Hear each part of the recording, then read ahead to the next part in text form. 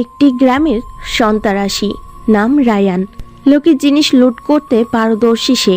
খারাপ কাজ তার হাতের খেলা। আজও একটা বাড়িতে লুট করছে।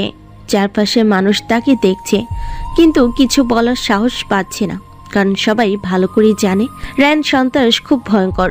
সাথে আরেকজন থাকে, সে হলো রনি। দুজনই বড় মাপের সন্ত্রাসী। হঠাৎ একটা বৃদ্ধা এসে রায়ানের গালে থাপ্পড় মারল। এর কারণও আছে। রায়ান একটা বাড়িতে লুট করতে এসে ভাঙচুর করছিল আর টাকা পয়সা নিচ্ছিল। বাড়ির বউ আর ছেলে বাধা দিতে আসলে রায়ান মারে। আর এটা সহ্য করতে না পারে এক বৃদ্ধা মহিলা এসে রায়ানকে মারে। এটা দেখে রায়ানের লোক এগিয়ে আসতে গেল, কিন্তু রায়ান হাত দিয়ে থামিয়ে দিল। জানোয়ার, মা বাবা তোকে কেমন শিক্ষা দিয়েছে, হ্যাঁ, যে একটা মেয়ের সামনে তুই তার ছেলেকে মারছিস? হা হা, শিক্ষা? আমার কেউ নেই যে শিক্ষা দেবে।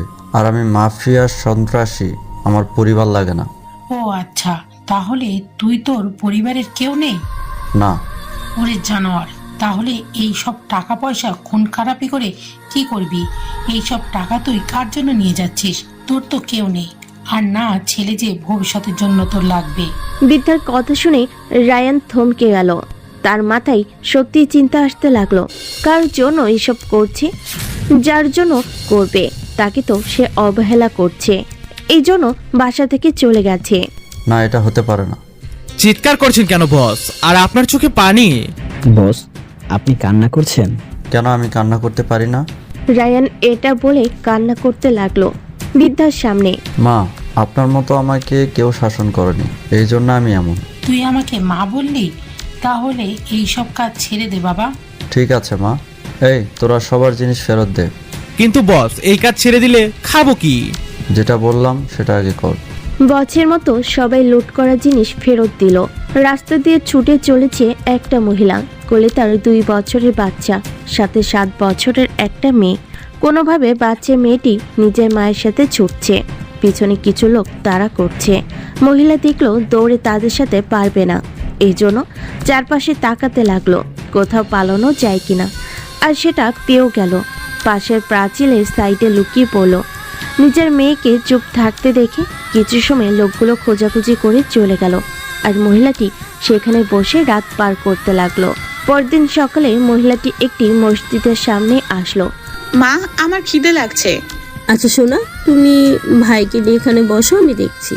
মহিলাটি দুজনকে রেখে চলে গেল খাবার খোঁজ করতে। মেয়েটি নিজের কোল থেকে ভাইকে নামিয়ে শানের উপর শুইয়ে দিল আর মসজিদের সামনে রাস্তায় গেল। নাজমুল সাহেব মসজিদে ঢুকতে গিয়ে দেখলো একটা ছোট্ট বাচ্চা ছেলে কান্না করছে। তিনি সাথে সাথেই দৌড়ে গিয়ে কোলে তুলে নিল। বাচ্চাটি এভাবে কান্না করছে কেন? খিদে লাগছে নাকি? আর এইখানে বা ফেলে রেখে গেল কেন? নাকি এটা কারো পাপের ফল? নাজমুল অনেক চিন্তা করে বাচ্চাটাকে নিয়ে হাসি মুখে সেখান থেকে চলে গেল। আজ থেকে তুই আমার বাঁচার উপায়। তোরে নিয়ে আমি ঢাকা শহরে গিয়ে নতুন করে জীবন শুরু করব। মহিলা দুর্বল শরীর নিয়ে রাস্তা পার হতে ছিল, তখনই একটা খালি রিক্সা এসে তাকে পা দিয়ে দিল। সাথে সাথে রাস্তায় পড়ে গেল। রিক্সাওয়ালা রিক্সা থেকে নেমে মহিলাটির কাছে গেল। মা, তুমি ঠিক আছো তো? জি চাচা, ঠিক আছে। তুমি এই দুর্বল শরীর নিয়ে ঘুরে বেড়াচ্ছ কেন? আসলে চাচা, খুব বিপদে পড়েছি। আমার 2 ছেলে মেয়ে না খেতে পেয়ে কান্না করছে। আহারে, আচ্ছা ঠিক আছে, তুমি রিকশায় ওঠো, আমি তোমাকে সাহায্য করছি। অনেক অনেক ধন্যবাদ আপনাকে। লোকটি নিতান্তই ভালো, না হলে কাউকে এইভাবে সাহায্য করতে চাইতো না। মহিলাটি রিক্সায় উঠে বসলো। লোকটি নিজের রিক্সা চালাতে শুরু করলো। লোকটির বলা রাস্তায় যেতে লাগলো। ছোট বাচ্চা মেয়েটি রাস্তায় দাঁড়িয়েছিল। তখনই একটা প্রাইভেট কার এসে পড়লো আর মেয়েটি ধাক্কা খেয়ে মাটিতে পড়ে গেল। সাথে সাথেই অজ্ঞান হয়ে গেল। গাড়ি থামিয়ে দ্রুত গাড়ি থেকে নামলো একটি লোক, যার নাম শাহিদ। নেমে দেখলো একটি বাচ্চা মেয়ে। ওই দেখতো এখনো বেঁচে আছে নাকি? শাহিদের কথা শুনে ড্রাইভার দেখলো এখনো বেঁচে আছে। স্যার, এখনো বেঁচে আছে। চারপাশে দেখো, কাউকে দেখতে পাও নাকি? ড্রাইভার চারপাশে খোঁজ করে কাউকে পেল না। স্যার, কেউ নেই। ঠিক আছে, তাড়াতাড়ি গাড়িতে তোলো, সুস্থ হলে ঠিকানা নিয়ে দিয়ে যাব। শাহিদের কথা শুনে ড্রাইভার মেয়েটিকে গাড়িতে বসালো আর সেখান থেকে চলে গেল। মহিলাটি রিক্সায় চড়ে সেই মসজিদের সামনে আসলো, কিন্তু গেটের কাছে কাউকে দেখতে পেল না। তাড়াতাড়ি নেমে সারা জায়গা খুঁজলো, কিন্তু পেল না। পাগলের মতো কান্না করতে লাগলো। আমার ছেলে মেয়ে, আমার সন্তান কোথায় গেল ওরা? মা, তুমি শিওর তো তোমার সন্তানদের এখানে রেখে গেছিলে? হ্যাঁ, আমার ঠিক মনে আছে। দুজন অনেক খুঁজলো, কিন্তু পেল না। মহিলাটি কান্না করতে লাগলো। দেখো, কান্না করে লাভ নেই, অনেক তো খুঁজলে, তাছাড়া এই সব জায়গায় খুঁজলাম। আমার এখন কি হবে? স্বামী সন্তান সব হারালাম। আমার একটা ছোট্ট নাতি আছে, তার মা বাবা নেই, আর তুমি তোমার সন্তান হারিয়েছো। তাই বলছিলাম যে তুমি যদি আমার সাথে থাকো আর আমার নাতিটারে মানুষ করো। কিন্তু আমার ছেলে মেয়ে? ওদের আমি খুঁজতে থাকবো। ঠিক আছে চাচা। চাচা নয়, আজ থেকে বাবা বলে ডেকো। ঠিক আছে বাবা। চলো এখন আমার বাসায় যাই। কিন্তু আমার সন্তান? আল্লাহ চাইলে খুব তাড়াতাড়ি পাবে। মহিলাটি কান্না করতে লাগলো। লোকটি বুঝিয়ে তাকে রিকশায় তুলে বাসার দিকে রওনা দিল। শাহেদ শিকদার হসপিটালে মেয়েটিকে নিয়ে গেল। কিছু সময় পর তার জ্ঞান ফিরে আর সে কান্না করতে লাগলো। মা, আমার মা কোথায় আর ভাই কোথায়? তুমি কান্না বন্ধ করো, তারপর আমাকে বলো কি হয়েছে। আমার মা ভাই ওই মসজিদের কাছে ছিল, আমি এখন সেখানেই যাব। ঠিক আছে, আমি তোমাকে এখনই সেই জায়গায় নিয়ে যাচ্ছি। শাহেদ মেয়েটিকে নিয়ে আবার আগে সেই মসজিদের কাছে আসলো। মেয়েটি চারপাশে কাউকে দেখলো না, এমনকি নিজের ভাই ছিল তাকেও পেল না। এটা দেখে মেয়েটি খুব কান্না করতে লাগলো। আমার মা ভাই তারা কোথায়? খুব কান্না করতে লাগলো হেসকি তুলে। আরে আরে কান্না করে না, হয়তো তারা কোথাও চলে গেছে। অনেক সময় হলো তো তুমি এখানে ছিলে না। এখন আমি কোথায় যাব? আমি কি করব? চিন্তা করতে হবে না, তুমি আজ থেকে আমার সাথেই থাকবে। কিন্তু আমার মা? তোমার মাকে অবশ্যই পাবো, তাছাড়া তোমাকে আমি আমার নিজের মেয়ের মতো করে রাখবো। যাবে আমার সাথে? ঠিক আছে। মেয়েটি মাথা ঝাঁকিয়ে হ্যাঁ বলল। শাহেদ মেয়েটিকে নিয়ে নিজের বাসার দিকে গেল। কিছু মুহূর্তর মধ্যে সব উলটপালট হয়ে গেল। কার ছেলে মেয়ে কার কাছে গেল, ভবিষ্যতে কি হবে তা অজানা। দীর্ঘ 5 বছর পর পড়াশোনা শেষ করে বাসায় ফিরেছে আজ মাহিম শাহরিয়ার। এই জন্য পুরো শাহরিয়ার ভবন সাজিয়েছে মাহিমের বাবা নাজমুল শাহরিয়ার। দুপুর গড়িয়ে বিকেল হয়েছে। এই সময় ঢাকা শহরের বেশিরভাগ মানুষ ঘুরতে ব্যস্ত, আবার কেউ নিজের কাজে। ভিড়ের মাঝে মাহিম নিজের গাড়ি করে বাসায় ফিরছে। সামনে ও পিছনে 2টা করে গাড়ি, যেটাই মাহিমকে প্রোটেক্ট দেওয়ার জন্য। হঠাৎ গাড়িগুলো পরপর থেমে গেল। মাহিম সামনে তাকিয়ে দেখলো গাড়ির ট্রাফিকে আটকে পড়েছে। মাহিম বিরক্ত নিয়ে জানালা খুলে রাস্তার পাশে চোখ যেতে তার চোখ থমকে গেল। এক রূপসী মেয়ে ফুচকার দোকানে বসে বান্ধবীদের সাথে ফুচকা খাচ্ছে। মাহিম তার মুখ দেখতে পারছে না, কারণ পাশে আরেকটি গাড়ি দাঁড়িয়ে আছে। মাহিম চেষ্টা করলো কিন্তু ব্যর্থ হলো। মেয়েটির হাতে সুন্দর করে কিছু লেখা, কিন্তু দূর থেকে বুঝতে পারল না। হঠাৎ গাড়ি চলতে শুরু করলো। কিছু সময়ের জন্য মাহিমের সামনের মেয়েটি চেহারা ভেসে উঠল। মাহিমের মুখ দিয়ে একটা কথাই শোনা গেল, অপরূপ সুন্দর বালিকা তুমি। শাহরিয়ার ভিলার গেটের দরজা খুলে দিলে পরপর গাড়ি প্রবেশ করলো। ঢাকা শহরে কিছু নামি দামি বাড়ি থেকে থাকে, তাহলে তার মাঝে এই শহরের ভিলা অন্যতম। গার্ড এসে গাড়ির দরজা খুলে দিল। মাহিম বের হওয়ার সাথে সাথেই সবাই ফুল ছুঁড়ে মারতে লাগলো। নাজমুল সাহেব এসে নিজের ছেলেকে জড়িয়ে ধরলো। কেমন আছো মাইসান? আলহামদুলিল্লাহ, তুমি কেমন আছো? তুই চলে আসছিস, এখন আমি অনেক ভালো। চল ভেতরে, কতদিন পর বাড়ি আসলি। নাজমুল নিজের মাহিমকে নিয়ে বাড়ির ভিতর গেল আর বাকিদের মাহিমের জিনিস আনতে বলল। বাড়ির ভিতরে প্রবেশ করলে একজন ঠান্ডা পানি আর শরবত এনে দিল। মাহিম সোফায় বসে সেটা পান করলো।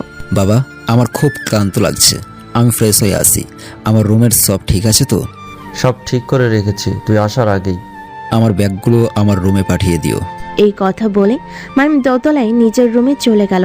আর নাজমুল বলতে লাগলো, ভাবি, আজ আমার ছেলে আসছে, তোমাকে তো রান্না করতে বলছিলাম, করছো তো? সব রেডি। ঠিক আছে। ঢাকা শহরের চারপাশে শুধু অলিগলি। হাউজিং অ্যাসেস্ট এর একটা বাড়িতে, যেখানে মালিকা নামের এক মহিলার সাথে তার বাবা আর মেয়ে বাস করে। হঠাৎ একটি মেয়ে নিজের স্কুটি থামিয়ে দৌড়ে নিজের বাসায় ঢুকলো। আর বাড়ির ভিতরে মালিকা নিজের কাজ করছিল। মেয়েটি গিয়ে তাকে জড়িয়ে ধরে ঘুমাতে লাগলো। আম্মু, আমার আম্মু। আরে আরে থামা, এত ঘোরাস না। কি হয়েছে যে আমার মেয়ে এত খুশি? আম্মু, আমার জব হয়ে গেছে। তাহলে কি এই জন্যই বান্ধবীদের নিয়ে ঘুরতে গেছিলে? মা। তা বৃষ্টি কোথায় জব হলো তোর? দাদু, শাহরিয়ার গ্রুপ অফ ইন্ডাস্ট্রিজ কোম্পানিতে। আলহামদুলিল্লাহ। তারপর বৃষ্টি নিজের ব্যাগ থেকে মিষ্টি বের করে নিজের মাকে এবং দাদুকে খাইয়ে দিল। তো কবে থেকে তোর চাকরি শুরু? এই তো কোম্পানির মালিকের ছেলে যেদিন থেকে জয়েন করবে আমারও সেদিন থেকে শুরু। আমাকে তার পিএ হিসেবে নিয়োগ দেওয়া হয়েছে। যাই করিস না কেন সাবধান, ছেলে মানুষের থেকে। ঠিক আছে মা। আচ্ছা এখন ফ্রেশ হয়ে নে, আমি তোরে খাবার দিচ্ছি। Hello NK. বলেন এমকে বস। আমি দেখা করতে চাই আমার সেনাদের সাথে। কখন দেখা করতে চান? কালকের মাঝে ব্যবস্থা করে ফেল। ঠিক আছে বস। এমকে নিজের ডান হাত এনকের সাথে কথা বলে ফোন রেখে দিয়ে ভাবতে লাগলো। একবার যখন আসছি সব অন্যায় চুকিয়ে দেব। কথাগুলো বলে এমকে হাসতে লাগলো। রাতে মাহিম নিজের গাড়ি নিয়ে বাইরে বের হলো। অনেকদিন পর নিজের দেশে আসছে, এই জন্য একটু ঘোরাঘুরি করবে। প্রতিবারই মাহিম নিজের গাড়ি নিয়ে রাতের অন্ধকারে বের হয়, কারণ অন্ধকার জিনিসটা তার খুবই প্রিয়। দিনের আলোয় ঘোরাঘুরি শেষ, রাতের ঝিঝি পোকার ডাক এবং বিভিন্ন পশুর ডাক নিরিবিলিভাবে ঘুরতে বরাবরই মাহিমের ভালো লাগে। আজও সেটার ব্যতিক্রম হয়নি। মাহিম গাড়ি নিয়ে বের হবার কিছু দূর যেতেই তার গাড়িটি হঠাৎ বন্ধ হয়ে গেল। মাহিম বিরক্ত শোষক গাড়ি থেকে বের হয়ে দাঁড়ালো। তারপর সামনের ইঞ্জিন খুলে দেখলো যে ইঞ্জিন পুড়ে গেছে। ধুর, গাড়ি নষ্ট হবার আর সময় পেল না। এখন আমি কিভাবে ঘুরবো চারপাশ? কথাগুলো বলে মাহিম একটু চারপাশে ঘুরে দেখতে লাগলো যে কোনো গাড়ি আসছে কিনা, কিন্তু অনেক সময় হয়ে যাবার পরও কোনো গাড়ি আসলো না। তাই মাহিম নিজের বন্ধু নাফিসকে ফোন দিল। হ্যালো নাফিস। হ্যাঁ মাহিম বলো। আরে যে দেশে আসছি তোর তো কোনো খোঁজ খবরই নাই। আর বলিস না বন্ধু, একটু কাজে বেরিয়েছিলাম। তো এখন কি ফ্রি আছিস? হ্যাঁ আছি, কিছু বলবি? তোর বাইকটা নিয়ে এই জায়গায় চলে আই তো। আচ্ছা ঠিক আছে, তুই অপেক্ষা কর 5 মিনিট, আমি 10 মিনিটের মধ্যে আসছি। আচ্ছা ভাই, তাড়াতাড়ি আসিস। মাহিম নাফিসের জন্য অপেক্ষা করতে লাগলো, কিন্তু তখনই ঘটলো এক বিপত্তি। হঠাৎ রাস্তার পাশে গাছগাছালির ভিতর থেকে কিছু আওয়াজ শুনতে পেল মাহিম। তাই সেই দিকে মাহিম যেতে লাগলো। হঠাৎ দেখতে পেল দুই পক্ষের লোক কিছু ব্যাগ নিয়ে দাঁড়িয়ে আছে এবং কিছু কথা তখন শুনতে পেল। জি বস, এই 1 মাসের ভিতরে সব কাজ হয়ে যাবে। হ্যাঁ, এই কাজটি হয়ে গেল। আমি এরপরে আরো বড় ধরনের প্রজেক্ট নিয়ে কাজ করতে চাই। কিন্তু বস, এর জন্য তো অনেক টাকার প্রয়োজন হবে। সেটা নিয়ে তোদেরকে ভাবতে হবে না। আমি শাহরিয়ার গ্রুপ অফ ইন্ডাস্ট্রিজ কোম্পানিতে কাজ করি, আর সেখান থেকে টাকা হাতানো আমার বা হাতের খেলা। তাছাড়াও আমার বড় বস আছে, সেহেতু ওডেল টাকার মানুষ। আচ্ছা ঠিক আছে বস। আর হ্যাঁ, তুই এই ড্রাগসগুলো ঢাকা বিশ্ববিদ্যালয়ের সভাপতির কাছে পাঠিয়ে দিস। ওকে বস, ঠিক আছে। তো আমাদের পাওনাটা? সে তো অবশ্যই পাবি তুই। এটা বলে মাস্ক পরা লোকটি তার ব্যাগ থেকে এক বালতি টাকা বের করে অপর পাশের ব্যক্তিদের হাতে ধরিয়ে দিল। এখন তুই যেতে পারিস, আর আমার কাজগুলো যেন সঠিকভাবে হয়। একদম চিন্তা করবেন না বস, আপনার কাজ খুব ভালো মতো হয়ে যাবে। তারপর কথাগুলো বলে দুই দল দুই দিকে চলে গেল। চারপাশে অন্ধকার, সেজন্য মাহিম তাদের মুখ ভালো করে দেখতে পারল না। এরা যে রাতের অন্ধকারে এমন কর্ম করবে, যেভাবেই হোক এদের খুঁজে বের করতে হবে আমাকে। আর ওই লোকটি তো বলল যে আমাদের নিজের কোম্পানিতেও কাজ করে, তাহলে কি না খুব তাড়াতাড়ি আমাকে আমার কাছে জয়েন করতে হবে। কথাগুলো বলে মাহিম রাস্তায় চলে আসলো। তার কিছুক্ষণ পর নাফিস আসলো। সরি বন্ধু, একটু লেট হয়ে গেল। আরে কোনো ব্যাপার না ব্রো, তুই প্রতিবার লেট করলে আজ লেট করে একটু উপকার করেছিস। সেটা কিভাবে? এটা তো তোর না জানলেও চলবে, কিন্তু উপকার করছিস, এটাই আলহামদুলিল্লাহ। নাফিস কিছু বুঝতে পারলো না, শুধু ফ্যাল করে মাহিমের দিকে তাকিয়ে রইল। মাহিম নাফিসের মাথায় একটা গাঁটটা মেরে বাইকে চেপে বসলো। তারপর দুজন রওনা দিল অজানা উদ্দেশ্যে। তারপর সকালের খাবার টেবিলে বসে আছে মাহিম আর তার বাবা নাজমুল। দুজন কিছু কথা বলছে আর খাবার খাচ্ছে। বাবা, আমি খুব তাড়াতাড়ি অফিসে জয়েন করতে চাই। কেবল পড়াশোনা করে আসলে একটু ঘোরাঘুরি করো মাইসান। চিন্তা করতে হবে না বাবা, আমি সব সামলে নেব। তুমি কি শিওর? হ্যাঁ বাবা। তো কবে জয়েন হবে? কাল থেকেই বাবা। আচ্ছা ঠিক আছে, আমি অফিসে জানিয়ে দিচ্ছি। আর তোমার জন্য ঠিক করা নতুন পিএ কে। আচ্ছা বাবা। খাওয়া দাওয়া শেষ করে মাহিম নিজের দাদির সাথে একটু দেখা করে কথা বলে বাড়ি থেকে বেরিয়ে পড়লো। কোথাও যাবার উদ্দেশ্যে বেরিয়ে পড়লো। আম্মু তাড়াতাড়ি খেতে দাও, আমার ভার্সিটিতে দেরি হয়ে যাচ্ছে। এ রোজ পড়ে পড়ে ঘুমাবি আর সময় হলে নাস্তা টেবিলে এসে চিল্লাচিল্লি করবি। তুমি তো জানো মা, আমার তাড়াতাড়ি ঘুম ভাঙে না। হ্যাঁ, সেটা জানা আছে তো। বৃষ্টি, এত কথা বলিস না তো দাদু ভাই, তোর মা ঠিক খেতে দেবে। তো না দিয়ে আমাকে এত কথা শোনায় কেন? এমনি এমনি তোকে কথা শোনায়? বিভিন্ন কথা বলতে বলতে খেয়ে বৃষ্টি ভার্সিটি যাওয়ার জন্য বেরিয়ে পড়ল, সাথে তার বান্ধবী রিয়া। দুজন ঢাকা বিশ্ববিদ্যালয়ের চতুর্থ বর্ষের ছাত্রী। মাহিম সিম্পল একটা শার্ট প্যান্ট আর মোটা ফ্রেমে চশমা পরে হেঁটে হেঁটে ঢাকা বিশ্ববিদ্যালয়ের গেটে দিয়ে ভিতরে প্রবেশ করলো। চারিদিকে তাকিয়ে দেখতে দেখতে সামনের দিকে এগিয়ে যেতে লাগলো। হঠাৎ পিছন থেকে কেউ এসে ধাক্কা খেলো, সাথে সাথেই মাহিম মাটিতে পড়ে গেল, পিছনে থাকা ব্যক্তিটাও। মাহিম নিজেকে সামলে নিয়ে নিজেই চশমা পরে উঠে দাঁড়ালো এবং দেখলো যে একটি মেয়ে পড়ে আছে। মাহিম নিজের হাত বাড়িয়ে দিল যেন সে হাত ধরে উঠে দাঁড়াতে পারে, কিন্তু মেয়েটি হাত না ধরে নিজে থেকেই উঠে দাঁড়িয়ে নিজের জামা ঝাড়তে লাগলো। মাহিম নিজের হাত নামিয়ে নিল। হঠাৎ আরেকটি মেয়ে এসে আগের মেয়েটির কাছে এসে বলতে লাগলো, বৃষ্টি, তুই ঠিক আছিস তো? আরে আমি ঠিক আছি, তুই এত জোরে তাড়া না দিলে এই খাম্বার সাথে আমার ধাক্কা লাগতো না। উফ, মনে হচ্ছে আমার কোমরটা ভেঙে গেছে। খাম্বা কই? আমি তো দেখছি না। এই যে দেখছিস না, কেমন হাঁ করে তাকিয়ে আছে, হাত পা দেখ একদম অক্টোপাসের মতো। বৃষ্টি মাহিমকে দেখিয়ে বলল। মাহিম তো বৃষ্টির কথা শুনে অবাক। হাই মিস, অক্টোপাস কারে বলছেন? আপনি তো একটা শাকচুন্নি, কই থেকে দৌড়ে এসে কথা নেই বার্তা নেই, দিলেন ধাক্কা। ওই অক্টোপাস ভুলেও আমাকে শাকচুন্নি বলবি না। শাকচুন্নি তুই, তোর বউ। ওই মিস, আমি এখনো বিয়ে করিনি। তো পরে তো বিয়ে করবেন, তখন তো হবে। এই বৃষ্টি, ঝগড়া বাদ দে আর চল, ক্লাস করতে হবে। এমনিতেই তোর জন্য রোজ আসা হয় না, আজ এসেও কি মিস করবি? আজ ক্লাস করব, না হলে তোরে দেখে নিতাম এই বৃষ্টিকে ধাক্কা দেওয়ার ফল। এই কথাটি বলার সময় সেখানে উপস্থিত হলো নিলয় আর তার দলবল। এসে বৃষ্টিকে বলতে লাগলো, কোনো সমস্যা বৃষ্টি? এই ছোট লোক কি তোমাকে কোনোভাবে বিরক্ত করছে? সেটা তোমাকে বলে লাভ নেই। বৃষ্টি, তুমি তো জানো আমি তোমাকে ভালোবাসি, আর তোমার সমস্যা মানে আমার সমস্যা। তোমার ফালতু কথা শোনার টাইম নেই আমার। এই রিয়া, চল তো। এটা বলে বৃষ্টি আর রিয়া চলে গেল। মাহিম একধানে তার চলে যাওয়ার দিকে তাকিয়ে আছে। হঠাৎ নিলয় মাহিমের বুকে থাপ্পড় দিল, সাথে সাথেই মাহিম নিজের বুকে হাত দিল। তুই কে আমি জানি না, কিন্তু ভুলেও আমার বৃষ্টির দিকে নজর দিবি না। ভার্সিটিতে আসছিস, পড়বি, চলে যাবি, কিন্তু বেশি কিছু করলে আমাকে তো চিনিস। কে হয় আপনি? মাহিম জিজ্ঞেস করলো। আরে এই নিলয়কে চিনে না, দেখ কত বড় গাধা। নিলয়ের সাথে থাকা আবির বলল, আরে নিলয় ভাই হলো এই ভার্সিটির বস, আর তার ভাইকে জানিস? কে ভাই? রকি ভাই, ঢাকা শহরের কিং, আর এই বিশ্ববিদ্যালয়ের ভিপি। ওরে বাবা ছড়ি, আপনার সামনেই আর আসবো না। ঠিক এইভাবে ভয় দেখতে চাই আমি। মাহিম মাথা নিচু করে চলে গেল। সবার আড়ালে যে তার মুখে মুচকি হাসি ছিল সেটা কারোর নজরে পড়ল না। নিলয় এই ভার্সিটির সব থেকে খারাপ ছেলে। সে বৃষ্টির সাথে অনার্স লাস্ট ইয়ারে পড়ে। প্রথম দিন থেকে বৃষ্টিকে লাইক করে, কিন্তু বৃষ্টি পাত্তা দেয় না, কারণ সবাই জানে নিলয় অনেকের জীবন নিয়ে খেলে, অনেক মেয়েকে ধর্ষণ করেছে, কিন্তু ভাইয়ের পাওয়ারে কেউ কিছু বলতে পারেনি। May I come in sir? আরে মাহিম যে, আসো।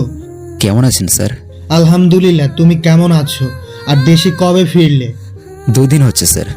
পড়াশোনা শেষ তাহলে? জি স্যার। তো এখন কি করতে চাচ্ছ?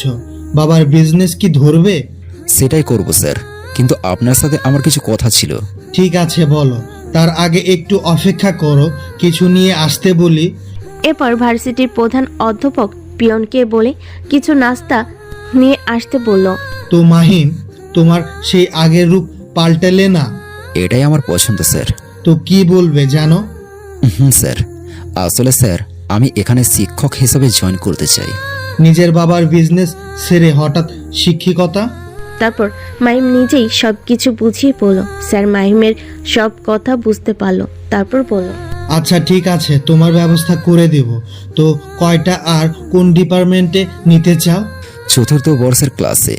আর কোন বিভাগে আমি পরের দিন এসে বলবো। আচ্ছা ঠিক আছে। মাহিম আরো কিছু সময় স্যারের সাথে কথা বলল। নাস্তা সেরে নিল কিছু। স্যার আমি তাহলে আসি, ইনশাল্লাহ কাল দেখা হবে। ওকে মাহিম। মাহিম স্যারের থেকে বিদায় নিয়ে রুম থেকে বেরিয়ে গেল। আর অধ্যাপক আফজাল উদ্দিন নিজে বলতে লাগলো, না জানি ভবিষ্যতে কি ঘটবে, তবে ভালো খারাপ কিছু একটা হবে সেটা বোঝাই যাচ্ছে। এখন শুধু দেখার অপেক্ষা। মাহিম হাঁটতে হাঁটতে ক্যাম্পাস থেকে বেরিয়ে গেল। চারপাশে চোখ বুলিয়ে একজনকে খুঁজতে লাগলো, কিন্তু কাঙ্ক্ষিত ব্যক্তিকে পেল না। তারপর বিরক্ত হয়ে সেখান থেকে চলে গেল। চারপাশে নিরিবিলি, লোকালয় থেকে অনেক দূরে, চারপাশে গাছপালা শুধু। রাতের অন্ধকারে এই দিকে কেউ আসে না বললেই চলে। একজন ব্যক্তি যার কিনা সারা শরীর ঢাকা, মুখে জোকার মাস্ক, এক নজর সামনের দিকে তাকিয়ে হেঁটেই চলেছে। হঠাৎ একটা বড় গাছের কাছে চলে আসলো। লোকটি গাছের একটি জায়গায় হাত দিয়ে সাথে সাথে গাছ থেকে একটি দরজা বেরিয়ে আসলো। লোকটি সেই গাছের ভিতর ঢুকে যাবার সাথে সাথেই দরজাটি আবার আগের মতো হয়ে গেল, যার লোকচক্ষুর আড়ালে। লোকটি ভিতরে প্রবেশ করার সাথে সাথে একজন তাকে এসে কুর্নিশ করলো। আপনাদের স্বাগতম মাফিয়া বস MK। সবাই উপস্থিত তো? জি বস। সবগুলো গেট বন্ধ করে দিয়েছো তো? জি বস, আপনার কথা মতো সব গেট আগে বন্ধ করে দিয়েছি, আর তার আগে সবাই উপস্থিত হয়েছে। তাহলে চলে যাওয়া যাক। লোকটি সামনে হাঁটতে লাগলো আর MK পিছনে পিছনে যেতে লাগলো। MK গিয়ে সবার সামনে থাকা স্টেজে গেল। সবাই তাকে কুর্নিশ করলো। কেমন আছেন আপনারা? ভালো, আপনি? আমিও ভালো আছি। দেশে অনেক অপরাধ বেড়েছে, বিশেষ করে আমাদের দেশের বিশ্ববিদ্যালয়গুলোতে মেধাবী ছাত্রছাত্রীদের মাঝে ড্রাগস ছড়িয়ে দেওয়া হচ্ছে, আরও অনেক অনেক ধরনের মাদক দ্রব্য। আমাদের এখন কি করতে হবে? বেশি কিছু করতে হবে না, আপনারা শুধু আমার বা এনকের বলা বিশ্ববিদ্যালয়গুলোতে যাবেন ছদ্মবেশে, আর সব রিপোর্ট হেডকোয়ার্টারে দেবেন। ঠিক আছে বস। MK আরও অনেক কথা বলল, বিশেষ করে ঢাকার মধ্যে যারা ওই খারাপ কাজের হেড তাকে খুঁজে বের করতে বলল। নিজের মিটিং শেষ করে MK ও NK সেই জায়গা থেকে বেরিয়ে গেল, আর অন্যরাও যে দিক থেকে আসছিল সেই দিক থেকে চলে গেল। মন্ত্রী আসাদ ঢাকার একজন নামকরা মন্ত্রী। সবার কাছে তিনি ভালো মানুষ। গরিব মিসকিনকে সাহায্য করা তার মূল ধর্ম। আজকেও মিরপুর 12-তে বিভিন্ন বস্ত্র বিতরণ করেছে। ঠিক সেই সময় তার কাছে একটা ফোন আসলো। বস, একটা খারাপ খবর আছে। আমি এখন এক কাজে ব্যস্ত আছি, রাতে আমার অফিসে চলে আসি, সেখানে কথা হবে। ঠিক আছে স্যার। আসাদ ফোন কেটে ভাবতে লাগলো কি এমন খারাপ হয়েছে। তখন পাশ থেকে তার ভাই শুভ বলল, ভাই কি তো ভাবছেন, মানুষ দাঁড়ায় আছে তো। তেমন কিছু না। এটা বলে আবার বিতরণ করতে লাগলো, কিন্তু মনের মাঝে কি খারাপ ঘটেছে সেই চিন্তা ভাবনা চলছে।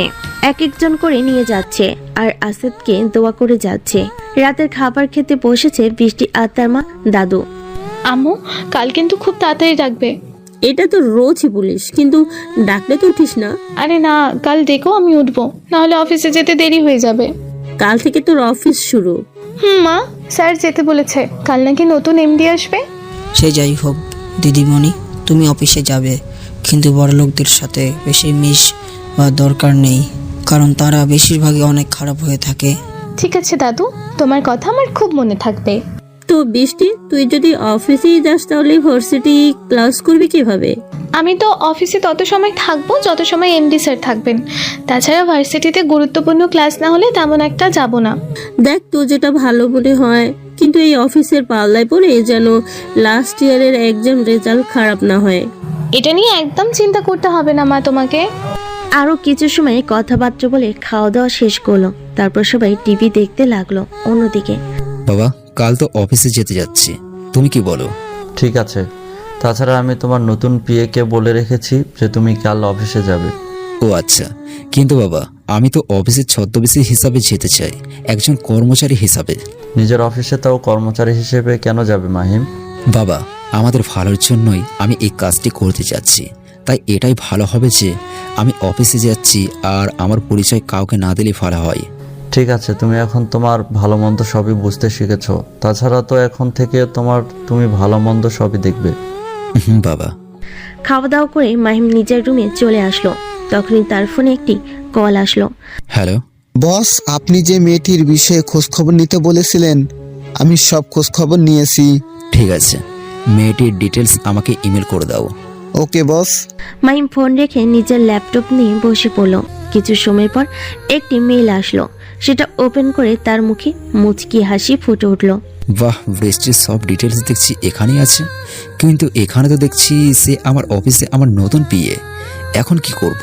আমি যদি তার টিচার হই, আবার অফিসের এমডি, তাহলে তো একটু ঝামেলা হয়ে যাবে। কিছু একটা তো বুদ্ধি বের করতে হবে। তারপর মাহিম সম্পূর্ণ ডিটেলস খুঁটিয়ে খুঁটিয়ে দেখতে লাগলো আর নিজেকে সিক্রেট রাখার উপায় খুঁজতে লাগলো। হঠাৎ তার মাথায় নাফিসের কথা মনে পড়লো। সাথে সাথে নিজের ফোন বের করে নাফিসকে কল করলো। ওই নাফিস, তুই কোথায় রে? এই তো আমি বাসাতেই আছি, কেন বল? একটু ব্রিজের উপর আয় তো, তোর সাথে একটু কথা আছে। আচ্ছা ঠিক আছে, তুই আয়, আমি আসছি। মাহিম কল কেটে দিয়ে নিজের বাড়ি থেকে বেরিয়ে পড়লো। 15 মিনিট পর। হঠাৎ এখানে আসতে বললি কেন মাহিম? দোস্ত, আমাকে একটি সাহায্য করবি? কি সাহায্য লাগবে সেটা বল। আমার অফিসে তুই কয়েকদিন এমডি হয়ে যাবি। কি এমনি? তাও আমি কোনোভাবেই সম্ভব নয়। প্লিজ দোস্ত, এই হেল্পটা কর। কিন্তু তুই থাকতে আমি কেন? আমারও তো অনেক কাজ আছে। ওরে গাধা, বেশি সময় থাকতে হবে না। তবু এটা কেমন যেন দেখায়। বেশি সেন্টিমেন্ট খেতে হবে না তোর। তোকে যেটা বললাম সেটাই করবি, আমি আর কিছু জানি না। আচ্ছা ঠিক আছে, তোর কথাই রইলো, কিন্তু তুই কি করবি? আমি কি করব কালকে দেখতে পারবি। কিন্তু একটা কথা, তুই কিন্তু অফিসে গিয়ে আমার সাথে কথা বলবি না, মানে অপরিচিত হয়ে থাকবি। আল্লাহ জানে তোর মাথায় কি না কি চলছে। যা কিছু চলছে ভালোর জন্যই চলছে, সময় হলো ঠিক বুঝতে পারবি। আমাকে কি একটু বলা যায়? শুধু এটুকুই শুনে রাখ, যা করছি দেশের ভালোর জন্যই করছি। তাছাড়া এখানে আমার নিজের একটু ব্যক্তিগত কারণ আছে। কি কারণে ভাই? ভাবি পেলি নাকি? ওই তেমনই কিছু একটা, তোকে সব পরে বলবো নি। ওকে। আর হ্যাঁ, কি করতে হবে না হবে আমি তোকে সব জানিয়ে দেবো। আচ্ছা। তারপর নাফিস ও মাহিম আরো অনেক সময় নিজেদের মধ্যে আলোচনা করলো আর আড্ডা দিতে লাগলো। কিছু সময় আড্ডা দিয়ে দুজন নিজেদের বাড়ির দিকে রওনা দিল। খুব তাড়াতাড়ি আমি সবকিছু শেষ দেখে নিব। তাছাড়া আমার মনে ধরা ব্যক্তিটিকেও আমার মনের কথা জানিয়ে দেব। এখন শুধু সময়ের অপেক্ষা। রাত 10টা। নিজের অফিসে বসে আছে আসাদ। দেখে মনে হচ্ছে কারোর জন্য অপেক্ষা করছে। ভাইজান, আপনি বাড়ি যাবেন না? যাব। এখানে একজনে আসার কথা ছিল, তাই। আমার মনে হয় না সে আসবে। তার কথায় কোনো কথা নড়চড় হয় না, বলছে যখন নিশ্চিত আসবে। কিছু সময় অপেক্ষা করার পর মুখ থেকে একজন আসলো, যার চোখ দুটো ছাড়া কিছুই দেখা যাচ্ছে না। সরি বস, আসতে একটু লেট হয়ে গেল। এত ফর্মালিটি না দেখে এটা বল যে কি খবর আনছিস। বস, কে যেন আপনার কুষ্টিয়া শেখার লোককে মেরে ফেলছে। কি? কার এত বড় সাহস যে আমার লোককে মেরেছে? সেটা এখনো বুঝতে পারেনি, কিন্তু তার লাশের পাশে একটা জোকার মাস্ক ছিল। Joker mask? এটা বলে আসাদ কিছু একটা ভাবতে লাগলো। কি হলো ভাই, কি ভাবছেন? ভাবছি কে এমন করতে পারে। এই পদ্ধতিতে তো একজন খুন করে। কার কথা বলছেন বস? আজ থেকে 4 বছর আগে ঠিক এইভাবেই এমকে নামের ছদ্মবেশী মাফিয়া খুন করত, আর তারপর তাকে হঠাৎ গায়েব হয়ে যাওয়া দেখি। কিন্তু শুধু বাংলাদেশ থেকে, অন্য দেশ থেকে তার রাজ্য বিস্তার করেই গেছে, বিশেষ করে ইউএসএ। ভাই, এই খুনের মানে তো সে এখন বাংলাদেশে। এখন কি করব? তেমন কিছু না, বেশি বাড়লে খতম করে দিব। আমার এলাকায় আসলে আর তুই খোঁজ লাগা এই খুনের রহস্য। ঠিক আছে বস, এখন তাহলে আমি যাই। যেতে পারিস। লোকটি চলে গেল। তখন শুভ বলল, ভাই, এমকে নজর হয়তো তোমার দিকে পড়েছে। পড়তে দে, আমিও তার সাথে খেলতে চাই, দেখি কতটা বড় হয়েছে সে। আম্মু তাড়াতাড়ি আমাকে খেতে দাও, স্যার বলেছিল যে 8টার আগে আমাকে অফিসে যেতে, আর এখন 8টা বাজতে চললো, আর তুমি কেবল আমাকে ডেকে তুললে। বৃষ্টি বলল, তোরই তো কখন থেকেই ডাকছি, কিন্তু তুই ওঠার নামই নিস না। আচ্ছা ঠিক আছে, এত জ্ঞান দিও না, তাড়াতাড়ি খেতে দাও। খা। বৃষ্টির মা বৃষ্টিকে খেতে দিল। বৃষ্টি কোনো রকম খেয়ে তাড়াতাড়ি ব্যাগ নিয়ে বেরিয়ে গেল। সাবধানে যাস বৃষ্টি। ঠিক আছে মা। মাহিম খাওয়া দাওয়া সেরে দামি পোশাক পরে বেরিয়ে পড়ল। কিছু সময় পর শাহরিয়ার কোম্পানির সামনে চলে আসলো। অফিসে ঢোকার আগে একটা মাস্ক পরে নিল, যাতে তাকে কেউ চিনতে না পারে। মাহিম লিফটে প্রবেশ করলো, কিন্তু একটু সময় বাদে তাড়াহুড়ো করে এক মেয়ে প্রবেশ করলো। অসাবধানতার কারণে মেয়েটি এসে মাহিমের গায়ের উপর পড়লো। মেয়েটি তাড়াতাড়ি নিজেকে সামলে নিল। আর এটা সেদিনের সেই মেয়েটা যার তার সাথে ধাক্কা খায় নাকি আল্লাহ জানে। মাহিম মনে মনে বলল, সরি মিস, আমি দেখতে পারিনি। It's okay. যাক, তাহলে আমাকে চিনতে পারিনি। মাহিম নিজের মনেই বলল, আসলে লিফটে আসা মেয়েটি হলো বৃষ্টি। দেরি হয়ে যাওয়ার কারণে তাড়াতাড়ি করে লিফটে ঢুকতে গিয়ে মাহিমের সাথে ধাক্কা খায়। সবাই দাঁড়িয়ে আছে নতুন এমডিকে বরণ করে নেওয়ার জন্য। কিছু সময় পর নতুন এমডি আসলো। তারপর বৃষ্টি গিয়ে তাকে ফুল দিয়ে শুভেচ্ছা জানালো। আপনাকে আমাদের সবার পক্ষ থেকে স্বাগতম স্যার। ধন্যবাদ। নতুন এমডি অফিসে এসে হলরুমে আসলো। আমার নাম নাফিস শাহরিয়ার, আপনাদের নতুন এমডি। আগে কেমন কাজ হয়েছে জানি না, কিন্তু আজ থেকে আমার স্টাইলে কাজ হবে। কেউ ফাঁকি দিলে তাকে আর অফিসে আসতে হবে না। এখন যে যার কাজে যাও। নাফিস প্রথম দিন এসেই এমন কথা বলবে অফিসে কেউ আশা করেনি। সবাই যে যার কাজে চলে গেল। মিস বৃষ্টি, আপনি আমার রুমে আসুন। এটা বলে নাফিস চলে গেল। মাহিম ঠিক এমডি পাশের রুমে বসে কাজ করছে। নাফিস রুমে যাবার সাথে সাথে বৃষ্টি রুমের দরজার কাছে এসে হাজির হলো। বেশ কিছু সময় দাঁড়িয়ে থাকার পর দরজায় নক করলো। ভেতরে আসতে পারি স্যার? হ্যাঁ এসো। অনুমতি পেয়ে বৃষ্টি ভিতরে প্রবেশ করলো। তুমি আমার নতুন পিয়ার কাজ সম্বন্ধে কোনো কিছু ধারণা আছে তোমার? না স্যার, কিন্তু খুব তাড়াতাড়ি হয়ে যাবে। আচ্ছা ঠিক আছে, এর আগে সকল ফাইলগুলো আমার কাছে নিয়ে আসো। ঠিক আছে স্যার। মিষ্টি বাইরে এসে ম্যানেজারের কাছ থেকে পুরনো ফাইলগুলো নিয়ে এসে নাফিসের কাছে দিল। তারপর আবার বাইরে চলে আসলো। কিছু সময় পর নাফিস পিয়নকে ডাকলো। শোনো, এমডির পাশে রুমে যে একটি ছেলে আছে তানবীর, তাকে আমার কাছে নিয়ে এসো। লোকটি এসে দেখলো যে একটি ছেলে বসে কাজ করছে, তাই তাকে বলল। আপনি কি এই অফিসে নতুন? জি। আপনাকে এমডি স্যার ডেকেছে। ঠিক আছে। তানভীর নিজের কাজ ফেলে রেখে এমডি রুমে চলে আসলো। স্যার, আপনি কি আমাকে ডেকেছিলেন? নাফিস কিছু সময় তানভীরের দিকে তাকিয়ে বলতে লাগলো। এখানে সব পুরনো ফাইল আছে, যে হিসাব করে দেখো ঠিক আছে কিনা। ঠিক আছে স্যার। আর হ্যাঁ, কোনো ভুল ত্রুটি হয়ে থাকলে সাথে সাথে আমাকে জানাবে। আচ্ছা ঠিক আছে। তানভীর ফাইলগুলো নিয়ে নিজের টেবিলের উপর রাখলো। এখানে সব আগের ফাইলগুলো রয়েছে। বাহ, এখানে তো সব আগের ফাইল, এখন শুধু দেখতে হবে সব ঠিক আছে কিনা। কথাগুলো বলে তানভীর আস্তে আস্তে করে ফাইলগুলো দেখতে লাগলো। অন্যদিকে বৃষ্টি নিজে বসে কাজ করছিল। বেশ কয়েকজনের সাথে তার পরিচয় হয়েছে। নতুন নতুন তো, তাই একটু কাজ কম পারছে। তানভীর সামনে তাকিয়ে দেখলো একটি মেয়ে, যে কিনা কাজ করছে আর বিরক্ত হয়ে চুলগুলো কানের কাছে গুজে রাখছে। এই দৃশ্য দেখে তো তানভীর একদম ফিদা হয়ে গেল। নিজের কাজ বাদ দিয়ে রেখে এসে মেয়েটির দিকে একধানে তাকিয়ে রইল। হঠাৎ বৃষ্টি নিজের বাম দিকে তাকিয়ে দেখলো যে একটি ছেলে তার দিকে তাকিয়ে আছে। প্রথমে বুড়ো উপস্থিত তাকিয়ে দেখলো যে অন্য কেউ তাকে দেখছে নাকি। তাই বৃষ্টি বিরক্ত হয়ে নিজের চেয়ার ছেড়ে হেঁটে তার কাছে আসলো এবং চোখের সামনে তুলি বাজালো। এই যে মিস্টার, একধানে কি দেখেন? তোমাকে দেখছি। আমাকে দেখছেন মানে? আমার মাঝে কি আছে? তোমার চোখে অদ্ভুত মায়া, যে মায়ার দিকে তাকিয়ে আমি অতল গভীরে সাগর হারিয়ে যাচ্ছি। অফিসে কি এই সবই করতে আসেন নাকি কাজ করতে আসেন? হ্যাঁ। এবার তানভীরের ধ্যান ভাঙলো। সে থতমত খেয়ে গেল। আরে আপনি এখানে? তো আমার দিকে একধানে তাকিয়ে আছেন আর আমি আসবো না? পরে যদি এমন হয় তাহলে চোখ তুলে নিব। বৃষ্টি থেট দিয়ে বলল। ও আচ্ছা। আচ্ছা, আপনি এই গরমে মাস্ক পরে আছেন কেন? এটা আমার একান্ত ব্যক্তিগত। আপনার তো দেখছি মেয়েদের থেকেও বেশি লজ্জা। আপনাকে এত জ্ঞান দিতে হবে না, এখন জানতো। আমার সাথে ভালোভাবে কথা বলুন, আমি কিন্তু এই অফিসের এমডির পিএ। এই কথা শুনে তানভীর তাড়াতাড়ি করে উঠে দাঁড়ালো আর বলল, সরি ম্যাম। ইটস ওকে, মন দিয়ে কাজ করেন, কোনো মেয়ের দিকে না তাকিয়ে। ঠিক আছে। আরো কিছু সময় থ্রেড দিয়ে বৃষ্টি সেখান থেকে চলে গেল আর তানভীর তার চলে যাওয়ার দিকে তাকিয়ে রইল। তারপর রাতের অন্ধকারে কিছু ঘটে চলেছে যা মানুষের কাছে অজানা। প্লিজ স্যার, আমাকে ছেড়ে দিন। আর কোনোদিন আমি আপনার সামনে আসবো না, আর না কোনো প্রতিবাদ করব। এক মেয়ে কান্না করে বলল, সেটা তো হবে না সোনা। তুমি এই রকির সাথে পাঙ্গা নিয়েছো, আমার লোককে থাপ্পড় দিয়েছিস, এর শাস্তি তোকে পেতেই হবে। আর শাস্তি স্বরূপ তোকে আজ আমার বিছানা গরম করতে হবে। রকি হেসে বলল। যা শুনে মেয়েটি আরো কান্নায় ভেঙে পড়ল। রকি মদ খেয়ে মেয়েটির দিকে এগিয়ে গেল। মেয়েটি অনেক আকুতি মিনতি করতে লাগলো। মেয়েটির একটাই ভুল, সে রকির কাজে বাধা দিয়েছে আর সবার সামনে থাপ্পড় দিয়েছিল। এই জন্য রকি তাকে তুলে এনেছে। আমাকে মাফ করে দিন, এমন ভুল আর কোনোদিনও হবে না। সে আমি শুনছি না, কারণ আমি এই ঢাকা সিটির কিং, আর তুই কি না আমার সাথে খারাপ ব্যবহার করিস, এর ফল তোকে পেতেই হবে। প্লিজ আমার এত বড় সর্বনাশ করবেন না। মেয়েটির মিনতি রকি শুনল না, চুল ধরে দেওয়ালের সাথে চেপে ধরল। মেয়েটি চিৎকার করতে লাগলো, কিন্তু শোনার মতো কেউ নেই। বাইরে দারোয়ান দাঁড়িয়ে আছে, যেন কেউ আসতে না পারে।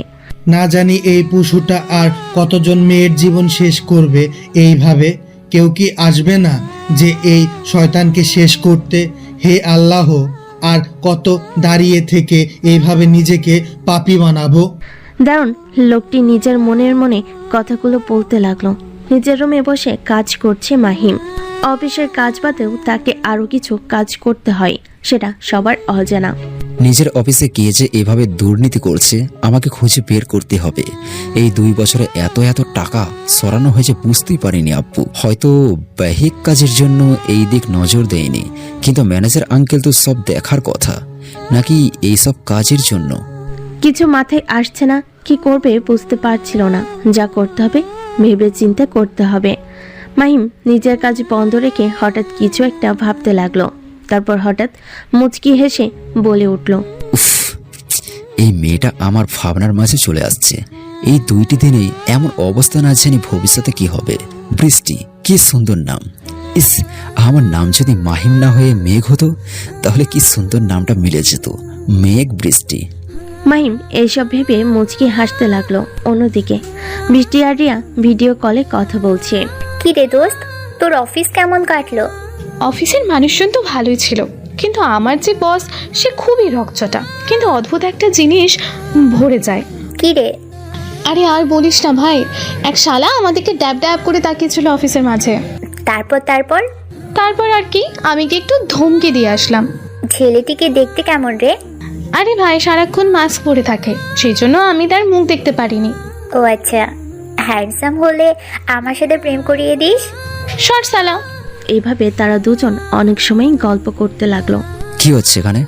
কিছু লোক ট্রাকের মধ্যে মালামাল তুলতেছিল। তখনই দূরে অন্ধকার থেকে কারোর কণ্ঠ শুনতে পারলো। চারপাশে খুঁজতে লাগলো তারা। দূর থেকে কে কথা বলিস? সাহস থাকলে সামনে আয়। আমি সামনে আসলে তোরা কেউ চিনতে ফিরতে পারবি না। তুই কাদের থ্রেট দিচ্ছিস সে জানিস? কে তোরা? আমি একটু শুনি। আমরা হলাম এই ঢাকা শহরের কিং রকির লোক। হো, তাই নাকি? হ্যাঁ তাই বলছি, সাহস থাকলে অন্ধকার থেকে বেরিয়ে আয়। আরে আগে বল, তোরা এই ড্রাগস কোথায় পাচার করছিস? কে তুই যে আমরা তোকে বলতে বাধ্য হব? আমি কে তাই না? একটু পরে বুঝতে পারবি আমি কে। এটা বলে অন্ধকার থেকে হাঁটতে হাঁটতে একটি যুবক বেরিয়ে আসলো, যার মুখে জোকার মাস্ক দেখে বোঝা যাচ্ছে সে মাফিয়ার বস MK। হাহা, নিজেকে আড়াল করে রেখে জোকার মাস্ক পরে আসলে মনে হচ্ছে আমরা ভয় পেয়ে যাব। তোরা সারা জীবন ছোট ছোট কুকুর মেরে এসেছিস, বড় বড় বাঘ সামনে আসে তোরা চিনবি কিভাবে? এতদিন নাকি মাস্তানদের সাথে লড়াই করে এসেছিস, আর সামনে বাঘ এসেছে, সেই জন্য তোরা চিনতে পারিসনি। কিন্তু খুব তাড়াতাড়ি আমি তোদেরকে বুঝিয়ে দিয়েছি যে আমি কে। ওরে কে কোথায় আছিস? আমারে ধর, আমি তো ভয় পেয়ে গেছি। লিডার টাইপের ছেলের কথা শুনে বাকিরা সবাই হাসতে লাগলো। মালামাল পত্র সবাই এক জায়গায় রেখে এবার লোকটির সামনে এসে দাঁড়ালো। ভাই, এই শালার সাথে এত কথা না বলে তাড়াতাড়ি একে মেরে আমাদের কাজ করা উচিত, না হলে বড় বস রাগ করবে। হ্যাঁ তুই একদম ঠিক বলেছিস, যা কেউ একজন গিয়ে এই শালারে মেরে আয়। লিডার ছেলেটির কথা শুনে MK একজনকে মারার জন্য এগিয়ে আসলো। যখনই MK কে ছুরি দিয়ে আঘাত করতে যাবে, দূর থেকে একটি বুলেট এসে তার মাথা ভেদ করে বেরিয়ে গেল। সাথে সাথে ধূপ করে সে মাটিতে পড়ে গেল। এটা দেখে বাকি লোকগুলো আটকে উঠলো এবং চারপাশে চোখ বুলাতে লাগলো। বস, আমার মনে হয় এই শালা একলা আসেনি, এর সাথে আরো লোক আছে। আমারও তো তাই মনে হচ্ছে। কিরে, ভয় পেয়ে গেলি নাকি তোরা? আয়, আমাকে মারতে আয়। তোরা সবাই নিজের বন্দুক বের কর আর ওই শালারে জাজরা করে দে। ঠিক আছে বস। লিডারের কথা শুনে সবাই নিজের বন্দুক বের করে MK এর দিকে তাকালো, কিন্তু গুলি চালানোর আগে কোথা থেকে এসে সবার বডি ভেদ করে বেরিয়ে গেল। সাথে সাথে সেখানে লাশের স্তূপ হয়ে গেল। লিডার লোকটি ভয়ে কাঁপতে লাগলো। কে তুই যে এক নিমিষেই আমার এতগুলা লোক মেরে ফেললি? আমি কে তোর না ছাড়লেও চলবে, কিন্তু এখন তুই বল তোর বড় বসের নাম কি? আমার বসের নাম রকি। না না না না না না না, আমি তোর আসল বিগ বসের নাম জানতে চেয়েছি। সে আমি মরে গেলেও বলবো না। ঠিক আছে, তাহলে তোকে আর বাঁচিয়ে রাখা লাভ নেই। এটা বলে MK লোকটির দিকে বন্দুক তাক করলো। এখনো সময় আছে, ভালোই ভালোই বলে দে তোর বিগ বস কোথায়। এবার লোকটি ভয়ে কাঁদতে লাগলো। প্লিজ আমাকে ছেড়ে দিন, আমি তো কিছুই জানি না। তাহলে তোর বেঁচে থেকে কোনো লাভ নেই, কারণ তোর দ্বারাই হাজার হাজার ছেলে মেয়ে নষ্ট হচ্ছে। এটা বলে এমকে লোকটির মাথা বরাবর শুট করলো, সাথে সাথে সেখানে লোকটি মারা গেল। কেউ একজন আমার কাছে আয়। এটা বলে সাথে সাথে এমকে এর কাছে একজন ব্যক্তি আসলো। বলুন বস। এটাকে আমার গোডাউনে নিয়ে গিয়ে ড্রাগসগুলো সব পুড়িয়ে ফেল। ঠিক আছে বস। এমকে কিছু একটা ভেবে নিজের বাইক নিয়ে চলে গেল, আর তার লোকটি ড্রাগস আর ট্রাক নিয়ে চলে গেল। পড়ে রইল শুধু লাশ আর লাশ, চারপাশে শুধু রক্তের গন্ধ। তারপর গাজীপুরের শুনশান এলাকায় রক্তাক্ত অবস্থায় কয়েকজনের মৃতদেহ পাওয়া গেছে। তাদের প্রত্যেকের শরীরে গুলি পাওয়া গেছে। তাদের মারার কারণ হচ্ছে এরা নাকি সব ড্রাগস পাচার করত। এই খবরটি আমরা জানতে পেরেছি। সেখানে কিছু কাগজ পড়েছিল, সেটার উপর সব ডিটেলস লেখা ছিল, আর এখানে একটা জোকার মাস্ক পড়েছিল। সাংবাদিক আরো অনেক কথা বলতেছিল। এই খবর চ্যানেল তাড়াতাড়ি পাল্টা, আমার রাগ উঠছে। রকি রেগে বলল। রকির পাশে থাকা ছেলেটি তাড়াতাড়ি খবরের চ্যানেল পাল্টালো। কার এত বড় সাহস আমার এলাকাতে এসে আমার লোকেদের মেরে আমার মাল নিয়ে গেছে? ওর বুকের বাটা আছে বলতে হয়, না হলে এই রকির সাথে পাঙ্গা নিত না। বস, ড্রাগসগুলোর কি করবেন? ওইখানে তো পুরো 300 কোটি টাকার ড্রাগস ছিল। এটা বলে তুই আবার কাটা খায় লবণের ছিটা দিচ্ছিস? সরি বস, আমি শুধু এর উপায় জানতে চেয়েছি। যার সাথে ডিল করেছিলেন সে আমার বালও ছিঁড়তে পারবে না, আর বেশি বাড়াবাড়ি করলে জ্যান্ত পুঁতে দিব। সবাই খোঁজ লাগা কে আমার লোকেদের মারছে, আর কার এত বড় সাহস যে আমার লোকেদের মেরে আমার সাথে পাঙ্গা নিচ্ছে। হঠাৎ রকির ফোনে একটা কল আসলো। রিসিভ করে অপর পাশ থেকে শুনতে পারলো। বস, কালকের ওই মেয়েটি সুইসাইড করেছে। মিডিয়া এখন উঠে পড়ে লেগেছে। ও আচ্ছা, যেভাবেই হোক এটার ধামাচাপা দিয়ে দে, যত টাকা লাগে আমি দিব। ঠিক আছে বস। ফোন রেখে রকি রেগে চিল্লিয়ে বলে উঠল। তোরা এমন হা করে আছিস কেন? আমার কি রূপ চেহারা বের হয়েছে যে আমার এত বড় ক্ষতি করলো? তাকে খুঁজে বের কর। রকির চিৎকার শুনে সবাই চলে গেল, আর রকি চিন্তা করতে লাগলো। বাংলা বিভাগে ক্লাসে ছেলে মেয়ে নিজেদের মাঝে কথা বলছে। তখন সেই রুমে প্রধান অধ্যাপক প্রবেশ করলো। তাকে দেখে সবাই চুপ হয়ে দাঁড়িয়ে সম্মান দিল। বৃষ্টির অন্যদিকে থাকা নিলয় তো স্যারের সাথে থাকা ছেলেটিকে দেখে অবাক হয়ে গেল, কারণ না হয় একটু পরেই বুঝতে পারবেন। কেমন আছো সবাই? আলহামদুলিল্লাহ, আপনি কেমন আছেন স্যার? ভালো। আমার পাশে যাকে দেখছো সে হলো মাহিম ইসলাম, তোমার বাংলার নতুন অধ্যক্ষ। কিন্তু স্যার, আগের স্যারের কি হলো? বৃষ্টি জিজ্ঞেস করলো। তোমাদের আগের স্যার কিছুদিনের ছুটিতে গেছে, তাই আজ থেকে তিনি তোমাদের ক্লাস নিবে। Okay sir. আফজাল উদ্দিন চলে গেল। এবার মাহিম ক্লাস নিতে লাগলো। সবার সাথে পরিচয় হয়ে নিল। মাহিম তো ক্লাস নিচ্ছে, বৃষ্টি তো একভাবে মাহিমের দিকে তাকিয়ে আছে। বৃষ্টি বুঝতে পারছে না কেন এমন করে তাকিয়ে থাকতে তার ভালো লাগছে। বৃষ্টির পাশে বসে থাকা রিয়া বৃষ্টিকে খোঁচে মারল। হঠাৎ এমন করাতে বৃষ্টি উফ করে চিৎকার করে উঠল। সাথে সাথে সবাই তার দিকে তাকালো। Any problem miss? No sir. মনোযোগ দিয়ে ক্লাস করেন। মাহিম আবার ক্লাস নিতে লাগলো। কিরে, খোঁচা দিলি কেন? যেভাবে তুই তাকিয়েছিলি। আমি তো বুঝতেছিলাম। সে আমি ঠিক বুঝি। দোস্ত, এই তো দেখছিস আমাদের স্যার। স্যার বা অন্য কিছু আমার কাছে চলবে না। বেশি করলে বাইরে গিয়ে শিক্ষা দিয়ে দেব, আর আমার বৃষ্টির দিকে হাত বাড়ালে ওরে জানে মেরে দিব।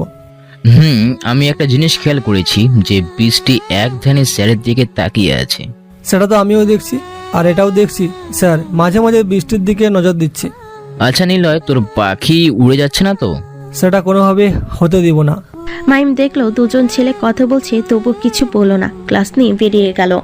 ভার্সিটি শেষ করে বৃষ্টি বের হলো নিজের অফিসে যাবে বলে। তখনই রাস্তার মাঝে নাফিসের সাথে দেখা হয়ে গেল। নাফিস গাড়ি থামিয়ে বৃষ্টিকে বলল, মিস, অফিসে যাচ্ছেন না তাই না? জি স্যার। উঠে পড়েন, আমিও যাচ্ছি। থাক স্যার, আপনি যান, আমি আসছি। বেশি বুঝেন কেন, উঠে পড়েন। বৃষ্টি দেখলো বেশি কথা বলে হিতে বিপরীত হতে পারে, তাই তাড়াতাড়ি গাড়িতে উঠে পড়ল। নাফিস গাড়ি চালাতে লাগলো। দুজন চুপ, কেউ কোনো কথা বলছে না। কিছু সময় পর দুজন অফিসে চলে আসলো। বৃষ্টি গাড়ি থেকে নেমে দুজনে একসাথে অফিসে প্রবেশ করলো। সবাই একবার তাকিয়ে আবার নিজেদের কাজ করতে লাগলো, কিন্তু একজন ব্যক্তি খুব গভীরভাবে তাদের দিকে নজর নিক্ষেপ করলো। মিস বৃষ্টি, আপনি নিজের কাজ করার আগে তানভীরের কাছে গিয়ে ফাইলগুলো নিয়ে আপনি দেখুন সব ঠিক আছে কিনা, আর তানভীরকে আমার রুমে আসতে বলুন। ঠিক আছে স্যার। বৃষ্টি তানভীরকে বলল, এই যে মিস্টার। আমার একটা নাম আছে তানভীর, তাই নাম ধরে রাখবেন। স্যার, গতকাল যে ফাইল দিয়েছিল সেটা আমাকে দিন। ওকে। তানভীর ফাইলগুলো দিয়ে দিল। আচ্ছা, এত গরমে আপনি মাস্ক পরে আছেন কেন? সেটা আমার ইচ্ছা। আমার ইচ্ছে। যান স্যার, আপনাকে ডাকছে। এটা বলে বৃষ্টি চলে গেল, আর তানভীর কিছু সময় থেকে মুচকি এসে স্যারের রুমে চলে আসলো। স্যার আমাকে ডেকেছিলেন? কালকের ফাইলগুলো চেক করে কিছু পেয়েছিল? জি স্যার, অনেক কিছু পাইছি। দেখি। তানভীর কম্পিউটারে একটা পেন ড্রাইভ সেট করে আস্তে আস্তে সব দেখতে লাগলো। এই যে স্যার, এই কয় বছরে আপনার অফিস থেকে এত এত টাকা সরিয়েছে কেউ একজন। কি যে করতে পারে এমন বুঝছি না স্যার। আমার থেকে মনে হয় ম্যানেজার আর না হয় হিসাব রক্ষক এমন কাজ করতে পারে। কোনো প্রমাণ ছাড়া কিছুই করা যাবে না। ঠিক আছে, তুমি এখন আসতে পারো। ঠিক আছে স্যার। তানভীর যেই রুম থেকে বের হতে যাবে তখনই দরজার সামনে থেকে বৃষ্টির সাথে ধাক্কা খেলো। সাথে সাথে বৃষ্টি পড়ে যেতে নিলে তানভীর তাকে ধরে ফেলো। আরে আরে, সাবধানে মিস বৃষ্টি। নাফিস বলল। তানভীর বৃষ্টিকে রেখে নিচ থেকে ফাইলগুলো তুলে দিল। সরি, আমি খেয়াল করিনি। It's okay. বৃষ্টিকে ফাইল দিয়ে তানভীর চলে গেল, আর বৃষ্টি নাফিসকে ফাইলগুলো দিয়ে বলল, স্যার, তানভীর খুব ভালো করে কাজ করেছে। বুঝলাম। আচ্ছা শুনো, কাল একটা মিটিং আছে মিস্টার গ্রুপের সাথে, সেখানে তুমি সব প্রেজেন্টেশন দিবে। স্যার, আমি? হ্যাঁ তুমি।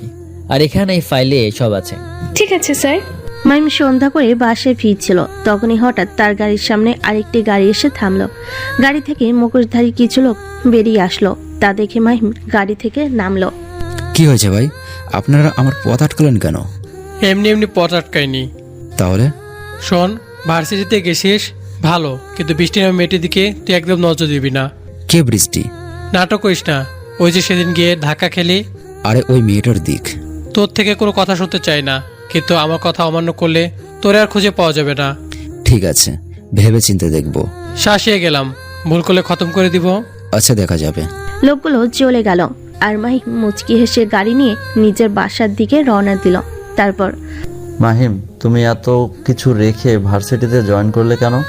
আবার শুনলাম অফিসে তুমি যাচ্ছ না, এমন করার কারণ কি? বাবা, আমি যেটা করছি ভালোর জন্য করছি। কেন করছো জানতে পারি কি? অবশ্যই বাবা। তাহলে বলো। বাবা, এই কয় বছরে আমাদের অফিস থেকে অনেক টাকা সরানো হচ্ছে। কি বলো? আমি জানতে পারলাম না। কাজটা এমনভাবে করা হয়েছে যে বোঝার উপায় ছিল না। তো তুমি অফিস না গেলে তো এইসব ধরতে পারবে না। বাবা, আমি অফিস যাই, কিন্তু অন্যভাবে। আচ্ছা ঠিক আছে, দেখো কে আমাদের সাথে এত বড় বিশ্বাসঘাতকতা করছে। যে এমন করছে আমি তাকে কঠিন থেকে কঠিন শাস্তি দেব। কালকের প্রজেক্টটা যেন আমরা পাই। বাবা, অফিসের চিন্তা তোমাকে করতে হবে না, তুমি এখন শুধু বিশ্রাম করো। বিশ্রাম করলে হবে না, কাল আমাদের এতিমখানা যেতে হবে, সেখানে একটু খাওয়া দাওয়ার ব্যবস্থা করছি। আবার বিকেলে একটু বৃদ্ধাশ্রমে যেতে হবে। ঠিক আছে বাবা, যেও, কিন্তু সাবধানে। বাবা, আজ আমার স্বপ্ন পূরণ হয়েছে। আজ আমি সরকারি উকিল হয়ে গেছি। এটা তো খুব ভালো খবর মা। বাবা, একদম। তুমি আমার বেস্ট বাবা। তুমি আমার সব স্বপ্ন পূরণ করেছো। তো মায়া, তুই কি শাহরিয়ার গ্রুপের উকিল হিসেবে থাকবি নাকি নতুন করে? না গো বাবা, আমি ওদের হয়ে থাকবো। আর তোমার কোম্পানির তো আছি, এর মাঝে যদি অন্য কোনো কেস পাই তো সেটা দেখবো। তো মা, আগের মতো সব সময় সত্যির পথে চলবে। ঠিক আছে বাবা। হঠাৎ মায়ের ফোনে একটা কল আসলো। জি আঙ্কেল, বলেন। কেমন আছো মা? আলহামদুলিল্লাহ ভালো, আপনি? ভালো। বলছিলাম যে মা, কাল আমার সাথে একটু এতিমখানা যেতে হবে। ঠিক আছে আঙ্কেল। আর তোমাকে বলেছিলাম যে আমার সকল সম্পত্তি একটা উইল করে, সেটা কি করেছো? জি আঙ্কেল, করে রেখেছি। ঠিক আছে, সময় করে নিয়ে এসো। আমার ছেলে তো দেশে ফিরে আসছে কিছুদিন হলো, এখন সবকিছু তাকে বুঝে দেবে। ঠিক আছে। কথা শেষ করে ফোন রেখে দিল। নাজমুল ফোন দিয়েছিল নাকি? বাবা, ওনার সাথে কাল আমাকে যেতে হবে। তাছাড়া ওনার সম্পত্তি উইলের কথা বললো। ও আচ্ছা। গভীর রাতে বস, এখানে সব অপরাধগুলোর মাথায় যে সকল ব্যক্তি আসেন তাদের নাম সহ সব ডিটেলস আসে। Good work. কিন্তু বস, এদের মাথা সব এক জায়গায় এসে জড়ো হয়েছে, সেটা আমরা খুঁজে পাইনি। চিন্তা নেই, তোমরা যখন এত দূর করে ফেলছো তো এমকে এই ছোট কাজটুকু করে ফেলবে। ওকে বস। আচ্ছা শোনো, আমি তোমাদের যে নামগুলো বলছি এদেরকে দুনিয়া থেকে বিদায় করে দিও। ঠিক আছে স্যার। এমকে কিছু বললো না। নামগুলো শুনে লোকগুলো চলে গেল আর এমকে বলতে লাগলো, এই 4-5 জনকে আমি নিজে দেখে নেব, এদের সাথে বোঝাপড়া আমি নিজে সামনে থেকে করব। বৃষ্টি রিক্সা নিয়ে ভার্সিটিতে আসছে। হঠাৎ একটি বাইক এসে রিক্সার সামনে থামলো। সাথে সাথে রিক্সাওয়ালা রিক্সা থামিয়ে ফেললো। হেই, আপনি কি কানা যে এভাবে রিক্সার সামনে এসে গাড়ি থামালেন? লোকটি কোনো কথা না বলে নিজের হেলমেট খুলে ফেললো। সাথে সাথেই মাহিমের মুখ পেরিয়ে আসলো। স্যার, আপনি হঠাৎ? রিক্সায় উঠলে কি আর কোনো দিকে নজর দেওয়া লাগে নাকি? কেন স্যার? এবার মাহিম বাইক থেকে নেমে এসে রিক্সার কাছে আসলো। তারপর বৃষ্টির ওড়না হাত দিয়ে চাকার কাছ থেকে উপরে নিয়ে এসে দিল। চারপাশে একটু নজর রাখবেন, ওড়না যদি একটু জড়াই যেত তাহলে কি হতে পারতো ভেবে দেখছো? সরি স্যার, পরের বার থেকে আর এমন হবে না। এর থেকে বোরকা পরে বের হলে ভালো হয়, তাছাড়া একটু সাবধানে চলবে। বৃষ্টি মাথা ঝাঁকিয়ে বলল। মাহিম মুচকি হেসে নিজের বাইক নিয়ে চলে গেল। উফ, কি মুচকি হাসি। মনে মনে এটা বলে মাহিমের যাওয়ার দিকে তাকিয়ে আছে। মাহিম বাইক নিয়ে ভার্সিটিতে প্রবেশ করার কিছু সময় পর বৃষ্টি প্রবেশ করলো। গেটে রিয়ার সাথে দেখা। দুজন গল্প করতে করতে আসতেছিল। তখনই তাদের সামনে নীলই আসলো, সাথে তার দলবল। ওহে সুন্দরী, কেমন আছো? ভালো। এটা বলে বৃষ্টি পাশ কাটিয়ে চলে আসতে লাগলো। নীলয় হাত চেপে ধরলো। নিলয়, আমার হাত ছাড়, এখন কিন্তু বেশি হয়ে যাচ্ছে। আমি তোকে ভালোবাসি, তুই গ্রহণ করছিস না কেন? কারণ আমার প্রেম ভালোবাসা ভালো লাগে না। ও তাই? অন্যজনের গাড়িতে আবার অন্যজন তোর অন্যায় হাত দিলে কিছু না? দেখ, একদম আজে বাজে কথা বলবি না। আমি একদমই ঠিক বলছি, আমি তোকে ভালোবাসি, এটা গ্রহণ করবি। আর না হয় কি? তোকে আমি বাকি কথা বলতে পারলো না। তারা কি বৃষ্টি থাপ্পড় বসিয়ে দিল। কি হচ্ছে এখানে? আর তোমরা এইভাবে দাঁড়িয়ে আছো কেন? মাহিম এসে বলল, দেখুন স্যার, এই ছেলেটি আমাকে আজে বাজে কথা বলছে, আবার হাত ধরে আছে। মেয়েদের সম্মান দিতে শেখো, পরিবার কি তোমাদের শিক্ষা দেয়নি? এটা বলে মাহিম হাত ছাড়িয়ে দিল। কিন্তু নীলয় একটু ব্যথাতে আহ করে উঠল, কারণ মাহিম নীলয়ের হাত একটু জোরেই ধরেছে। স্যার, কাজটা আপনি ভালো করলেন না, আপনাকে দেখে নিব। আমাদের কাজে বাধা দেওয়ার ফল। নিষেধ করেছিলাম, শুনলি না। মানে? আর আমি তোমাদের শিক্ষক? এ কেমন ব্যবহার? কিছু না। এটা বলে নীলয় আর তার দলবল চলে গেল। স্যার, অযথা ওদের সাথে ঝামেলা করতে গেলেন। তো কি করব? আমার সামনে আপনার কি? আমার স্টুডেন্টদের কিছু ভাবে ডিস্টার্ব করবে, আমি দাঁড়িয়ে দেখব? কিন্তু? কোনো কিন্তু না, যাও ক্লাসে। মাহিমের একটু ধমক শুনে ওরা দুজন চলে গেল। পাগলি, একটুতেই ভয়ে কেঁপে ওঠে। মাহিম হেসে নিজের রুমের দিকে যেতে লাগলো। বাহ, দেখলি স্যার কিভাবে তোকে সাহায্য করলো? আমার মনে হয় স্যার তোকে লাইক করে। আরে না, বকবক না করে ক্লাসে চলো। গুড। জি ভাই বলেন। আমার পিছনে কেউ একজন খুব ভালোভাবে লাগছে, তাই বলছিলাম যে শাহরিয়ার গ্রুপের মালিকের সাথে আমার দেখা করার ব্যবস্থা কর। তার সাথে কেন দেখা করবেন ভাই? সেটা সময় হলে দেখতে পারবি আমার মাথায় কি চলছে। যেটা চলছে সেটা কি খুবই ভয়ানক হতে পারে? সেটা নিয়ে এত চিন্তা করতে হবে না। বস, আপনার ভাই আপনার সাথে দেখা করতে আসছে। ঠিক আছে, পাঠিয়ে দে নিলয়কে। কিছু সময় পর নীলয় আসলো তার ভাইয়ের কাছে। কি হয়েছে নিলয়, তুই এই সময় আমার কাছে? ভাই, তোমার সাথে আমার কিছু কথা আছে। বল। ভাই, তুমি তো জানো আমি এক মেয়েকে ভালোবাসি। ওই মেয়ে আমাকে পাত্তা দিচ্ছে না। ওরে গাধা, পাত্তা দিচ্ছে না তো কি হয়েছে? তুলে নিয়ে আসবি, মস্তি করবি, ছেড়ে দিব। অমন মেয়ে কত আসবে যাবে। কিন্তু ভাই, আমার মনে হয় ভার্সিটিতে আসা নতুন স্যার পথের কাটা হবে। তাহলে সেটা তুলে ফেল। তাই বলছিলাম, তোমার এখানে থেকে কিছু ভালো লোক দাও। ঠিক আছে নিস।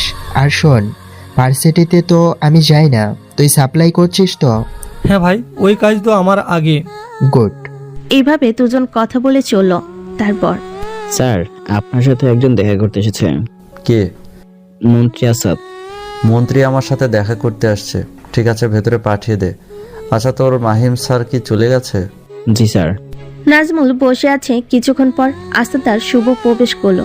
আসাদ তো নাজমুলের সামনে এসে অবাক। নাজমুলও আসাদকে দেখে অবাক, তবুও আজকে সামলে নিল। বলুন স্যার, হঠাৎ আপনি আমার বাড়িতে? আসলাম তোর সাথে দেখা করতে, কিন্তু এসে মনে হচ্ছে খুব খুব লাভ হয়েছে। কেন স্যার? রায়হান, আমাকে এত সহজে ভুলে গেলি? কে রায়হান? আমি নাজমুল, বিশিষ্ট ব্যবসায়ী নাজমুল শাহরিয়ার। এই মিশাকে ভুলে গেলেও আমি মিশা তোকে ভুলিনি। রায়হান, একসাথে কত ডাকাতি করেছি, সন্ত্রাসী করেছি, আর তুই আমাকে ভুলে গেছিস? আমার মাল সহ তোরটাও তুই গরিবদের দান করে দিয়েছিলি। কি বলছেন এসব স্যার? আমি তো আপনাকে আইডল মানি, আপনাকে দেখে আমি ভালো কাজ শিখেছি। নাটক বন্ধ কর। হঠাৎ আসাদের নজর পড়ল একটা ছবির দিকে। ওইটা কে, তোর ছেলে? আমার তো মনে হয় না। তুই বিয়ে করেছিলি তাহলে? মাহিমকে নিয়ে আগেই বলছি স্যার, বাজে কথা বলবেন না। আমি তোরে বলছি, তুই স্বীকার কর যে তুই রায়হান। হ্যাঁ হ্যাঁ, আমি রায়হান। প্লিজ তুই আমাকে শান্তিতে থাকতে দে। হে হে, তোকে কিভাবে শান্তিতে থাকতে দিতে পারি বল? তুই আমার কত বড় লস করিয়েছিস তুই নিজেই জানিস না। দেখ মিশা, আসতে চিল্লা। তুই যখন বলেছিস তাহলে তোর বিজনেসের 90% শেয়ার আমাকে দিবি, না হলে আমি তোর ছেলেকে সব বলে দেব যে তুই আগে কি করতিস। আবার একটু আগে শুনলাম তুই নাকি এতিমখানায় যাবি। ভাব যদি তোর আসল রূপ আমি সবার কাছে প্রকাশ করি। এই মিশা, একদম না। তাহলে আমার কথা শোন। এই কথা বলে আসাদ চলে গেল, আর নাজমুল মাথায় হাত দিয়ে বসে পড়ল। কি থেকে কি হয়ে গেল কিছু বুঝতে পারছি না। এমন ঝড় আবার কোথায় থেকে আসলো? নাজমুল, চিন্তা করিস না, এমন কিছুই হবে না। নাজমুলের মা এসে বলল। তাই যেন হয় মা। বাহ ভাই বাহ, কি চাল দিলে তুমি, আমি তো ওরে চিনতে পারিনি। মাঝে মাঝে একটু বুদ্ধি খাটাতেই হয়। বৃষ্টি, আমি তোমাকে আবার বলছি, আমার ভালোবাসা কবুল করো। আমি তোকে ভালোবাসি না। ঠিক আছে, ভালোভাবে বললাম, বুঝলা না তো? এবার এই নিলয়ের আসল রূপ দেখবি। দেখ তোর সাথে কি করি। ভার্সিটিতে কেউ এগিয়ে আসবে না। নিলয়, আগের রূপে ফিরবি নাকি? হ্যাঁ, শয়তান নিলয় ব্যাক। এটা বলে বৃষ্টি থেকে ওড়না কেড়ে নিল, সাথে সাথে বৃষ্টি নিজের ব্যাগ দিয়ে নিজের বুক ঢেকে ফেল। দেখ নিলয়, আমার ওড়না ফেরত দে। একদম না সোনা, আজ সবাই দেখুক নিলয়ের কথা না শুনলে নিলয় কি করে। দেখ, আমার সম্মান নিয়ে এমন করিস না। আজ তোকে এখান থেকে তুলে নিয়ে গিয়ে মস্তি করব। নিলয় আস্তে আস্তে বৃষ্টির দিকে হাত বাড়িয়ে দিল। বৃষ্টি অনেকের কাছে সাহায্য চাচ্ছে, কিন্তু কেউ এগিয়ে আসছে না, কারণ সবাই জানে নিলয় কতটা খারাপ আর মানুষের সাথে কি কি করতে পারে। বৃষ্টি এবার কান্না করে দিল। যখনই নিলয় বৃষ্টির খুব কাছে চলে আসলো, সেই সময় কেউ নিলয়কে পিছন থেকে ধরে ঘুরিয়ে গালে সজোরে থাপ্পড় বসিয়ে দিল। থাপ্পড় খেয়ে নিলয় ছিটকে পড়ল। বৃষ্টি চোখ খুলে দেখলো তাদের সামনে মাহিম স্যার দাঁড়িয়ে আছে। মাহিমকে নিলয়ের থেকে ওড়না নিয়ে বৃষ্টির হাতে দিয়ে দিল। আবিরা তার সাথে থাকা ছেলেগুলো মাহিমকে মারতে আসলে মাহিম তাদেরকেও মেরে শুইয়ে দিল। তোর বাড়িতে হয়তো মা বোন নেই, তাই তোরা এইসব করিস। পরের বার থেকে যদি এইসব দেখি তাহলে আমি মাহিম কি চিনিস খুব ভালো করে টের পাবি। আর নিলয় তোরে বলছি, তোর ভাই রকিকে জিজ্ঞেস করিস আমি মাহিম কে। এটা বলে মাহিম বৃষ্টির হাত ধরে টেনে নিজের বাইকের কাছে নিয়ে আসলো। তারপর বাইকে বসিয়ে ভার্সিটি থেকে বেরিয়ে গেল। আমি নিলয় তোকে ছাড়বো না। তুই ছাড় তো কি হয়েছে, আমার সাথে পাঙ্গা দেওয়ার ফল বুঝিয়ে দেব। তারপর নিজেদের দল নিয়ে চলে গেল। মাহিম বাইক নিয়ে সোজা মলের সামনে আসলো। তারপর বৃষ্টির হাত ধরে মলের ভিতর চলে আসলো। পুরো রাস্তা বৃষ্টি একদানে মাহিমের দিকে তাকিয়েছিল। মাহিম একটা দোকানে ঢুকে অনেক রকমের বোরকা দেখলো। তারপর কিছু বোরকা কিনে প্যাক করে দিল। আজ থেকে এইগুলো পরে বাইরে বের হবে। স্যার, আপনার কিনে দেওয়ার কি ছিল? আমি নিজেই কিনে নিতাম। সেটা তোমার থেকে শুনতে চাইনি। এটা বলে মাহিম সামনে একটা রেস্টুরেন্টে প্রবেশ করলো। ওয়েটার আসলো, খাবার অর্ডার করলো। মাহিম আর বৃষ্টি ওয়াশরুম থেকে ফ্রেশ হয়ে আসলো। এসে দেখলো পুরো টেবিল ভর্তি। স্যার, এবার বেশি হয়ে যাচ্ছে না? বেশি তো কিছুই হয়নি, এখনো দেরি আছে বেশি হওয়া। মানে খাবার খেতে থাকো। স্যার, এইগুলো খাবার টাকা আমার কাছে নেই। তোমার কাছে কিছু জিজ্ঞেস করছি, আমি যেটা বলছি সেটা করো। স্যার, আমি বাসায় গিয়ে খেয়ে নিব। এই বলে উঠতে গেলে মাহিম হাত ধরে বসিয়ে দিল আর নিজের হাতে খাইয়ে দিতে লাগলো। বৃষ্টি তো অবাকের চরম পর্যায়ে। স্যার, আশেপাশে লোকজন দেখছে। চুপচাপ খাও। খাওয়ার পর মাহিম বৃষ্টিকে নিয়ে বেরিয়ে গেল। তোমার বাসার ঠিকানা বলো। স্যার, আমি চলে যেতে পারবো? তোমার কাছে জিজ্ঞেস করছি, সেটা বলো। আমি এখানে থাকি। স্যার, আপনি আমার জন্য এত কিছু কেন করছেন? সেটা সময় হলে বুঝতে পারবে। এখন বাইক থেকে নামো আর বাড়িতে যাও। বৃষ্টি খেয়াল করে দেখলো সে বাসার সামনে চলে আসছে। বাইক থেকে নেমে চলে যেতে লাগলে মাহিম ডেকে ব্যাগ ধরিয়ে দিয়ে সোজা বাইক টেনে চলে গেল। বৃষ্টি বাড়িতে প্রবেশ করলে তার মায়ের সামনে পড়ল। ছেলেটি কে বৃষ্টি? কে মা? একটু আগেই তুই যার সাথে আসলি। মা, উনি আমার ভার্সিটি স্যার। তারপর বৃষ্টি সব ঘটনা খুলে বলল তার মাকে। এই যুগে এত ভালো ছেলে আছে, একদিন সবাই করে বাসা নিয়ে আসিস। ঠিক আছে মা। যা, এখন গিয়ে ফ্রেশ হয়ে আয়। আমার ভাইকে এইভাবে কে মারছে? ভাইয়া, মাহিমের নামে নতুন স্যার। মাহিম? আমাকে না জানিয়ে নতুন স্যার? আর বল যে তোর ভাই রকিকে গিয়ে বলিস যে মাহিম কে। ঠিক আছে, তা তোদের কাছে? জি ভাইয়া, আমার কাছে আছে। আবির ফোন বের করে রকিকে পিক দেখালো। আরে, এ তো আমার সাথেই পড়তো। একসময় আমার সব কাজে বাধা এ দিত, আমার সব কাজে নাক গলাতো, কিন্তু হঠাৎ করে কোথায় যেন চলে যায়। কিন্তু এবার যখন সামনে আসছে আর আমার ভাইয়ের সঙ্গে পাঙ্গা নিছে, তো এবার ছাড়ছি না। ভাইয়া, ওকে আমি নিজ হাতে মারতে চাই। ওর জন্য ভার্সিটি সবার সামনে আমার সম্মান গেছে। ওরে তো মারবই, কারণ এক সময় আমাকে খুব জ্বালাইছে। এখন আমি আরো পাওয়ারফুল হয়েছি। এখন শুধু তার সাথে দেখা হবার অপেক্ষায়। ছোট্ট, তুই রেস্ট কর, আমি খোঁজ নিতে থাকি। ঠিক আছে ভাইয়া। রকি নিজের লোক নিয়ে বেরিয়ে গেল। তারপর, মাহিম, আজ বাইরে যাওয়ার আগে তোমার সাথে আমার কিছু কথা আছে। হ্যাঁ বাবা, বলো। একটু অপেক্ষা করো, উকিল আসলে জানতে পারবে। কিছু সময় পর শাহরিয়ার গ্রুপের উকিল মায়া চলে আসলো। একটু বেশি অপেক্ষা করালাম আঙ্কেল। ব্যাপার না, তুমি কাগজগুলো নিয়ে আসছো তো? দলিলগুলো বের করে টেবিলে রাখলো। মাহিম, মায়া যেখানে যেখানে স্বাক্ষর করতে বললো করো গে। কিন্তু বাবা, এখনই এইসব কেন? মাহিম, আঙ্কেল যেটা বলছে তোমার ভালোর জন্য বলছে। কিন্তু আপু? কোনো কিন্তু না, তাড়াতাড়ি করো, আমাদের আবার অনেক কাজ আছে। মাহিম কোনো কথা না বলে তাড়াতাড়ি স্বাক্ষর করে দিল। তারপর কিছু সময় কথা বলে বাড়ি থেকে বেরিয়ে পড়লো। আঙ্কেল, সবকিছু ঠিক আছে। তাহলে চলো এখন যাওয়া যাক।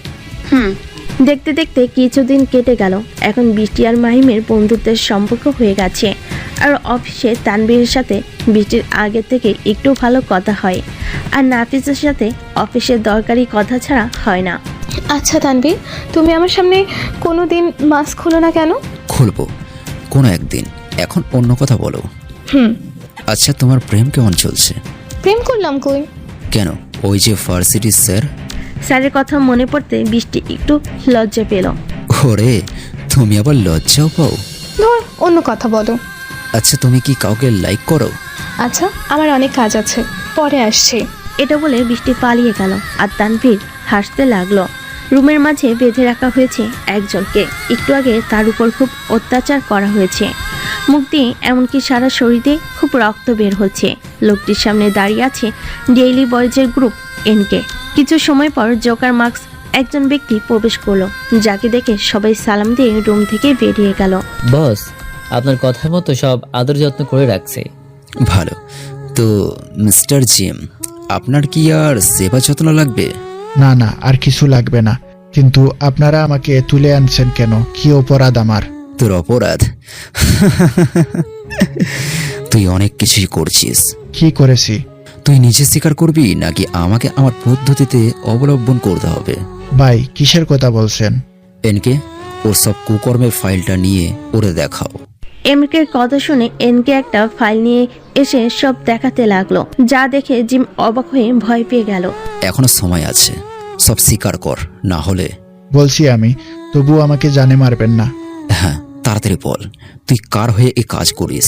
আমি এই ঢাকা শহরের কিং রকির হয়ে কাজ করি। সত্যি বলছিস তো? তুই হয়তো আমাকে চিনিস না, আমি হলাম পুরো আন্ডারওয়ার্ল্ডের মাফিয়া বস। তুই যদি মিথ্যা বলে বেঁচে যাবি ভাবছিস, তুই পাতালে লুকালেও খুঁজে নিয়ে আসবো। বস, আমি সত্যি বলছি। এনকে, ওরে এই অবস্থায় রেখে দাও, সময় হলেই ব্যবস্থা করে দেব। জিমকে দেখে এনকে রুম থেকে বেরিয়ে গেল। রায়হান, তুই আমার কথা শুনলি না, তোর 90% শেয়ার আমাকে দিলি না। আমি কিভাবে দেব বলো? এই সকল কিছুর মালিক আমার ছেলে। বাহ, এর মাঝে ছেলের নামে সম্পত্তি দেওয়া হয়েছে, তাহলে তো তোর ছেলেকে সব বলতে হচ্ছে। এই একদমই এইসব কিছু করিস না। তাহলে ঠিক আছে, আজ তোর ছেলের সাথেই তুই এবার অনাথ আশ্রমে যাচ্ছিস। সেখানে গিয়ে আমি তোরে থাপ্পড় মারবো, তুই কিছু বলতে পারবি না। কিন্তু কোনো কিন্তু না ভেবে দেখ। আচ্ছা ঠিক আছে। নাজমুল মন খারাপ করে বলল। আসাদ হাসতে হাসতে সেখান থেকে চলে গেল আর নাজমুল বসে চিন্তা করতে লাগলো। আচ্ছা বৃষ্টি, তুমি কি আমাকে এখনো মেনে নিতে পারছো না? তোমাকে তো আমি আগে থেকেই বলছি, দরকার হলে আমার বাড়িতে বিয়ের প্রস্তাব দাও। প্রেম ভালোবাসা আমার পছন্দ না। তুমি শুধু একবার হ্যাঁ বলো, তারপর আমি বাকিটা দেখছি। ভালোবাসি এটা? তাহলে তুমি সুন্দর করে প্রপোজ করো। এই কথা শুনে মাহিম সাথে সাথে হাঁটু উগড়ে বসে পড়ল। মহাসাগরে যেমন গভীরতা মাপা যায়, তেমন তোমার চোখের মায়া। তোমার প্রতি আমার মায়া মাফা যাবে না। হারিয়েছি তোমার মায়াতে। ভালোবাসি বৃষ্টি তোমাকে। আমিও তোমাকে খুব ভালোবাসি। দুজন পার্কে বসে গল্প করছিল, তখনই নিলয় দলবল নিয়ে সেখানে আসলো। আজ তোকে মেরে বৃষ্টিকে আমি সাথে নিয়ে যাব। সাহস থাকলে নিয়ে যা। সবাই চারপাশ থেকে মাহিমকে ঘিরে ধরলো। মাহিমকে মারতে আসলে মাহিম সেদিনের মতো উল্টো দাঁতে মেরে শুইয়ে দিল আর নিলয়কে খুব মারলো। ব্যথার কারণে মাটিতে গড়াগড়ি খেতে লাগলো। পরের বার আনলেই আর জান নিয়ে যেতে পারবি না। এটা বলে বৃষ্টির হাত ধরে চলে গেল। আচ্ছা, তুমি কি আসলে স্যার নাকি অন্য কিছু? অন্য কিছু মানে? মানে এই যে কিভাবে ফাইট করছো? আরে পাগলি, তেমন কিছু না, এটুকু টুকটাক শিখেছিলাম। দুজন বাইকে করে চলে গেল। এই মাহিকে আমি ছাড়বো না। নিলয় প্রচন্ড রেগে বলল, কিন্তু নিলয় জানে না মাহিম আসলে কি জিনিস। আজ মাহিম আর তার বাবা নিজেদের আশ্রমে আসছে, সবাই এক এক করে খেতে দিচ্ছে। এমন সময় কিছু গাড়ি প্রবেশ করলো। গাড়ি থেকে মন্ত্রী আসাদ নামলো। আরে স্যার, আপনি এখানে? আসাদ কোনো কথা ছাড়াই নাজমুলকে থাপ্পড় মারলো। সাথে সাথে সবাই উঠে দাঁড়িয়ে পড়লো। কোনো কথা ছাড়াই আবার থাপ্পড় মারলো। এবার মাহিম তেড়ে আসতে গেলে নাজমুল হাত দিয়ে বাধা দিল। কি হলো বাবা, আমাকে আটকাছো কেন? কত বড় সাহস তোমার, গায়ে হাত দেয়? তুই চুপ থাক, আমি থাকতে তোর কথা বলতে হবে না। কিন্তু বাবা। চুপ থাকতে বলছি মাহিম। মাহিম এবার পাশে দাঁড়িয়ে রইল। আসাদ আরো দুইটা থাপ্পড় মেরে চলে গেল। নাজমুল কিছু সময় দাঁড়িয়ে থেকে সবাইকে স্বাভাবিক করে আবার খেতে দিল আর মাহিম রাগ করে সেখান থেকে চলে গেল। অনেক দিনের ইচ্ছে আমার পূরণ হলো, এখন যে কত আনন্দ লাগছে আমার। এটা বলে আসাদ নিজের হাতে চুমু খাচ্ছে। ভাই দেখছি আজ অনেক খুশি। সেটা আর বলতে, আরো খুশি হব যেদিন ওই রায়হানকে আমার পায়ের কাছে নিয়ে আসবো। হি হি। সেটা খুব শীঘ্রই হবে। খুব রাত করে মাহিম বাসায় ফিরল। মাহিম, আজ তুই এত রাত করে বাসায় ফিরলি কেন? বাবা, একটু কাজ ছিল। ও আচ্ছা। আর হ্যাঁ, বিকেলেও ওই কথা ভুলে যাব। কিন্তু বাবা। কোনো কিন্তু নয়। মন্ত্রী যদিও ভালো, কিন্তু ভালোর আড়ালে অনেক খারাপ সে, এটা কেউ জানে না। আর এর জন্য আমার সাথে ঝামেলা হয়েছে। তাহলে তো আমি ওই মন্ত্রীকে। না মাহিম, ওর সাথে লাগতে গেলেই তো খারাপ কিছু করে ফেলতে পারে। আর তুই ছাড়া আমার কে আছে বল? আচ্ছা ঠিক আছে আব্বু। তাই বলে মাহিম তার বাবাকে জড়িয়ে ধরলো। মুখে লেগে আছে রহস্যময় হাসি। কথা বলে মাহিম নিজের রুমে ফ্রেশ হতে চলে গেল। মন্ত্রী আসাদের সকল কাজকর্ম ডিটেলস চাই আমার। ঠিক আছে। অপর পাশ থেকে তারপর মাহিম আর বৃষ্টির প্রেম খুব ভালোভাবেই চলছে। দেখতে দেখতে 3 মাস হয়ে গেছে। এর মাঝে রকির কোনো সমস্যা করেনি আর না অন্য কেউ। কিন্তু এমকে নিজের কাজ খুব ভালোভাবে করছে। দেশের সকল অপরাধীদের মারছে। এখন শুধু আসল ব্যক্তিদের মারার পালা। আজ মাহিম আর মায়া বৃষ্টির বাসায় যাচ্ছে। মাহিম নিজে একলাই যাচ্ছিল, কিন্তু মাঝপথে মায়ের সাথে দেখা হয়ে যায় আর সেও বৃষ্টিকে দেখতে চায়। দুজন বৃষ্টিদের বাসায় চলে আসলো। মাহিম দরজায় কলিং বেল চাপলেই বৃষ্টি এসে দরজা খুলে দিল। কেমন আছো মাহিম? ভালো, তুমি? কে এসেছে বৃষ্টি? আম্মু, মাহিম এসেছে। তো বাইরে দাঁড় করিয়ে রাখবি নাকি? ভেতরে চলো, তোমার সাথে। উনি কে? ভেতরে চলো বলছি। মাহিম আর মায়া ভিতরে প্রবেশ করলো। মাহিম, এটা আমার মা আর এটা আমার দাদু। মাহিম দুজনকে সালাম দিল। অন্যদিকে মায়া তো বৃষ্টির মায়ের দিকে একভাবে তাকাই আছে, চোখের পানি টলমল করছে। আন্টি, পরিচয় করিয়ে দিই। উনি হলো আমার অফিসের, বলতে পারেন আমাদের পারিবারিক উকিল। আর আপু, উনি হলো। এটা বলে যে মায়ের দিকে তাকিয়েছে তখনই মাহিম খেয়াল করলো যে মায়া কান্না করছে। কি হলো আপু, কান্না করছো কেন? কোনো সমস্যা হচ্ছে মা? আম্মু, তুমি আমাকে চিনতে পারছো না? কে তুমি? মা, আমি তোমার সেই হারিয়ে যাওয়া মেয়ে মায়া। কি, তুমি আমার মায়া? এটা বলে মালিকা বেগম জড়িয়ে ধরলো। আর বৃষ্টি আর মাহিম তো একপাশে দাঁড়িয়ে অবাক হয়ে তাকিয়ে আছে। আমার মেয়ে কত বড় হয়ে গেছে। এটা বলে সারা মুখে চুমু খেতে লাগলো। দুজনেই কান্না করছে। কি হচ্ছে এখানে মা? আমাকে একটু বলবে? বৃষ্টির কথাই মালেকার ধ্যান ভাঙলো, তাই মায়ের কানের কাছে কিছু একটা বলল। আসলে বৃষ্টি, এই মাই হলো তোর বোন, ছোটবেলায় হারিয়ে গিয়েছিল। বাবা, এটাই হলো আমার বড় মেয়ে। কি, আমার বড় বোন ছিল? তুমি তো কখনো বলনি। এমনিতেই বলিনি। বৃষ্টি মায়াকে জড়িয়ে ধরে কান্না করতে লাগলো। এই কান্না সুখের কান্না। আচ্ছা মাই বাবা, কিছু মনে করো না, বুঝেছো? সমস্যা নেই। মাইম কিছু একটা বলতেই আসছিল, কিন্তু এই সুখীর সময়ে আর অন্য কিছু বলা ঠিক হবে কিনা, তাই আর বলল না। খাওয়া দাওয়া শেষ করে কিছু সময় আড্ডা দিল। আচ্ছা আন্টি, আজ তাহলে আসি। চলো আপু। মাহিম, তুই যা, আমি আম্মুর সাথে থেকে কথা বলে আসছি। আচ্ছা ঠিক আছে, আসি তাহলে। মাইম বেরিয়ে গেল, আর তার পিছনে বৃষ্টিও এগিয়ে আসলো। সাবধানে যেও, আর ধন্যবাদ তোমাকে। কেন? এই যে তোমার জন্য আমার আপুকে খুঁজে পেলাম। পাগলি, আসি তাহলে। মাহিম চলে গেল, আর বৃষ্টি ভিতরে গিয়ে নিজের পরিবারের সাথে গল্প করছে।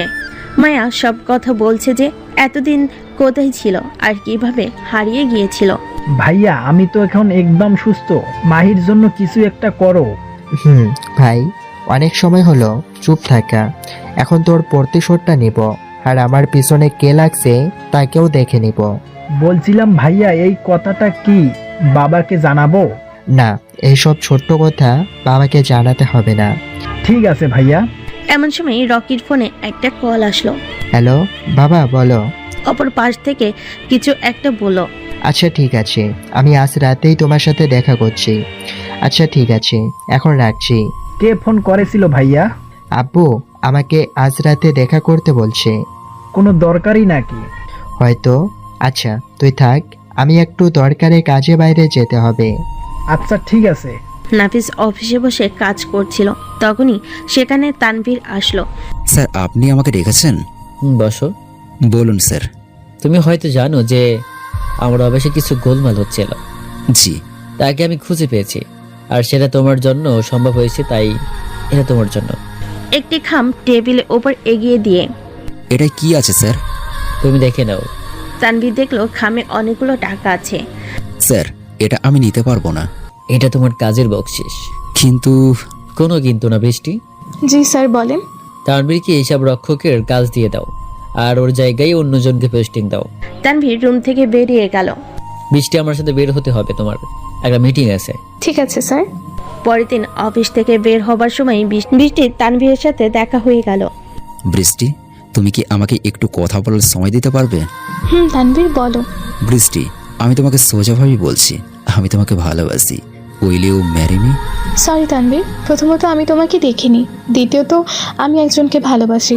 প্লিজ, তুমি আমাকে ফিরিয়ে দিও না। সরি বললাম তো, পারবো না। এটা বলে বৃষ্টি চলে গেল। একটি অন্ধকার রুমে রকি আর তার বাবা বসে আছে। বাবা, আমাকে ডাকার কারণ? তুই জানিস আমাদের ব্যবসায়ের অবস্থা তেমন ভালো না, টাকা শুধু লস হয়ে চলছে। বাবা, তাছাড়া আমাদের সাপ্লাইগুলো ভালো মতো হচ্ছে না। তাই বলছিলাম শাহরিয়ার গ্রুপের সম্পত্তি আমাদের করতে হবে। সেটা কিভাবে? এই দেখ, এরা দুজন বাপ বেটা, কিন্তু আসলে এরা আপন নয়। সামনে রাখা একটি ছবি দেখে রকি তো অবাক। সে তার বাবার দিকে তাকালো। আস্তে আস্তে রকির বাবা সব প্ল্যান রকিকে বোঝাতে লাগলো, যেটা শুনে রকির মুখে হাসি ফুটে উঠল। ইউ আর গ্রেট বাবা, জিনিয়াস। এই জন্য রাজনীতিতে তুমি সবার উপরে। তাহলে এখন কথা অনুযায়ী কাজ করতে থাকো। মাহিম নিজের কাজ শেষ করে বাসায় ফিরছিল, তখনই মাঝ রাস্তায় রকি এসে হাজির হলো। মাহিম প্রথম দেখাতেই রকিকে চিনে ফেল। রকি গাড়িতে উঠে বসলো। কেমন আছিস বন্ধু? তুই আমার কাছে কেন? এমনিতে আসলাম, ভাবিস না আমার ভাইকে মারছিস, এই জন্য তোর কাছে আসলাম। তাহলে কেন আসলি? তোকে একটা খারাপ খবর দিতে। মানে? তুই তো তোর বাবার মানে আপন ছেলে নস, সেটা কি জানিস?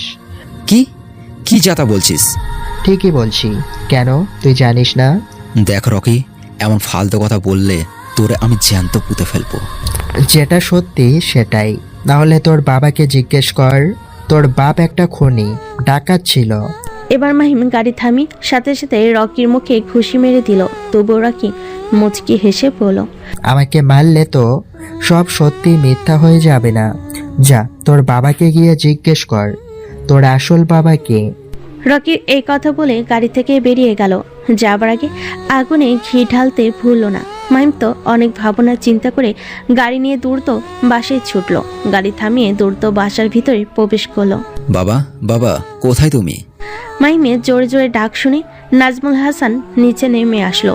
কি হয়েছে মাহিম, এত চিল্লাও কেন? আমি কি তোমার আপন ছেলে? এটা কি বলছো? যেটা বলছি সেটার উত্তর দাও আমাকে। এটা বলে মাহিম টিভিতে ঘুষি মারলো। তারপর, বাবা কোথায় তুমি? নিচে আসো, তোমার সাথে আমার কথা আছে। কি হয়েছে মাহিম, এত জোরে ডাকছো কেন? তোমার থেকে একটা সত্যি কথা জানতে। কি? আমি কি তোমার নিজের ছেলে? এটা কেন বলছো তুমি? তুমি আমার ছেলে। সত্যি করে বলো।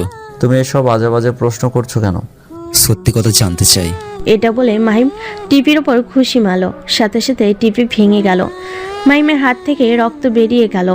মাহিম সাবধানে, কি করছো এটা? তুমি যদি আমাকে সত্যি না বলো তাহলে আরো বেশি কিছু করে ফেলবো। তুমি আমার ছেলে, এটাই সত্যি। না, যদি তাই হতাম তাহলে তুমি আমার ভালোবাসার মানুষটিকে অস্বীকার করতে না। সত্যি বলো, কে তুমি? আমার কসম। এবার নাজমুল সাহেব ভেঙে পড়লেন আর সাথে সাথেই নিচে বসে পড়ল। হ্যাঁ, তুই আমার ছেলে না, কিন্তু ছেলের থেকে কম নস। তাহলে আমি কে? তা জানি না, কিন্তু তোকে আমি আজ থেকে 25 বছর আগে পেয়েছিলাম। মাহিম এই কথা শুনে নাজমুলের দিকে তাকিয়ে বাড়ির বাইরে চলে গেল। মা, এটা কি হয়ে গেল? চিন্তা করিস না নাজু, নাতি ভাই ঠিক হয়ে গেলে আবার ফিরে আসবে। তোমার কথা যেন সত্যি হয়, আর আমি কালকেই ওর ভালোবাসার মানুষটির কাছে গিয়ে বিয়ের কথা বলবো। সেটাই করিস। বাবা, খেলা জমে গেছে। সেটা আর বলতে, এখন শুধু উপভোগ কর, সঠিক সময় হলে সঠিক ব্যবস্থা নিব। ঠিক আছে বাবা। মাহিম এখনো জানে না যে আমরা কতদূর যেতে পারি। হা হা হা। রকি আর তার বাবা হাসতে লাগলো, কিন্তু তার ছেলে নিলয় যে কি করছে এটা তাদের অজানা। মাহিম প্রচুর ড্রিঙ্ক করেছে, সেইভাবে গাড়ি চালিয়ে বাসে ফিরছে। হঠাৎ জোরে ব্রেক করলো, কারণ তার সামনে কেউ একজন গাড়ি নিয়ে এসে রাখছে। মাহিম মাতাল অবস্থায় গাড়ি থেকে নামলো। আরে ভাই, গাড়ি সরা। গাড়ি সরানো যাবে না, আজ তোকে এখানে জ্যান্ত পুঁতে রেখে যাব। সাহস থাকলে মেরে দেখা। এবার লোকগুলো এগিয়ে আসলো। গাড়ির আলোতে দেখতে পারলো লোকগুলো হলো নিলয় আর তার দলবল। 2বার মার খেয়ে শিক্ষা হয়নি, আবার আসছিস? আজ সব দানব আনছি দেখ। হা হা হা। তাদের কথা শুনে মাহিম হাসলো। এবার এক এক করে মাহিমকে মারতে আসলো, সবার হাতে ছুরি। মাহিমকে মারতে গেল, মাহিম কোনোরকম ডজ করে আর 2-1টা অ্যাটাক করছে। নিলয় তো মাহিমের অবস্থা দেখে হাসছে। সে মনে করছে মাহিমকে আজ সে মেরে ফেলবে, আর কেউ কিছু করতে পারবে না। মাহিমকে সবাই ঘিরে ধরলো। যখনই আঘাত করতে যাবে ঠিক সেই সময় মুখোশধারী কিছু লোক ঘিরে ধরলো, আর সেকেন্ডের মাঝেই সবাইকে মেরে দিল। অন্ধকার থেকে একজন বেরিয়ে আসলো, যার নাম এনকে। আমার এলাকায় ঝামেলা করছিস? কে তুই, আর আমার কাজে বাধা দিচ্ছিস কেন? আমার এলাকায় ঝামেলা করছিস? আমি সবার কাছে বাধা দিই, because I Emde Boas of mafia. পরিচয় পেয়ে নিলয় ভয় পেয়ে গেল, মাটিতে বসে হাত জোর করতে লাগলো। প্লিজ আমাকে ছেড়ে দিন, আমি আর কখনো এমন ভুল করব না। এনকে মাহিমের দিকে একবার তাকিয়ে নিলয়কে বলল, আচ্ছা ঠিক আছে পালা, কিন্তু পরের বার থেকে যেন এমন ভুল না হয়। ঠিক আছে বস। নিলয় গাড়ি নিয়ে সোজা সেখান থেকে চলে গেল। মাহিম এনকে ধন্যবাদ দিয়ে কোনো রকম গাড়ি চালিয়ে চলে গেল। দেখতে দেখতে কিছুদিন কেটে গেল। বৃষ্টি নিয়মিত অফিসে গেল, তানভীরের সাথে তার আর দেখা হয় না। আবার এইদিকে মাহিমের সাথেও তেমন কথা হচ্ছে না। বৃষ্টি কি করবে বুঝতে পারছে না। নাজমুল সাহেব আজ বৃষ্টির বাসায় যাবেন, তাই সকাল করে রেডি হয়ে নিজের মাকে নিয়ে বৃষ্টির বাসার দিকে রওনাতে চলে আসলো। কলিং বেল বাজালে মালিকা এসে দরজা খুলে দিল। কাকে চাই? ভেতরে আসতে পারি? জি আসুন। তারা ভিতরে প্রবেশ করলে দাদু জিজ্ঞেস করলো, কে আসছে বৃষ্টির মা? এই তো দুজন মানুষ এসেছে। এই কথা শুনে বৃষ্টির দাদু রুম থেকে বেরিয়ে আসলো। নাজমুলের দিকে তাকে দাদু তো অবাক, সাথে রেগে গেল। তুই এখানে কেন? তোর মতো জানোয়ার এখনো বেঁচে আছে? এমন কথা শুনে নাজমুল সামনে তাকিয়ে দেখলো যে তার সামনে খুব পরিচিত এক লোক। বাবা, আপনি বেঁচে আছেন? বাবা, আপনার মেয়ে কোথায়? তোর মতো জানোয়ারের জন্য আমার মেয়ে মারা গেছে। আমার জন্য? হ্যাঁ, তোর জন্য। সেদিন রাতে তুই আমার মেয়েকে বাড়ি থেকে বের করে দিয়েছিলি। সেদিন আমার মেয়ে জানতে পারে সে মা হতে যাচ্ছে। একটা মেয়েও হয়েছিল, কিন্তু গ্রামের কুকথা শুনে গলায় দড়িয়ে আত্মহত্যা করে। বাবা, আমি সেদিনের জন্য লজ্জিত, কিন্তু আমি এখন ভালো হয়ে গেছি। ভালো কিভাবে হলে? তুই খারাপ ডাকাচ্ছিস আর থাকবি আমার কাছে। না নাজমুল, আর খারাপ নেই, সে অনেক ভালো হয়ে গেছে। নাজমুলের মা বলল, এইসব আমি বিশ্বাস করি না। আচ্ছা বৃষ্টি কোথায়? আমার ছেলের সাথে তার বিয়ের কথা বলছি। কিভাবে ভাবলি তোর ছেলের সাথে আমার নাতি দিব? তাছাড়া বৃষ্টি হলো তোর মেয়ে। কে? নাজমুল প্রচন্ড অবাক হলো, খুশিতে কান্না করে দিল।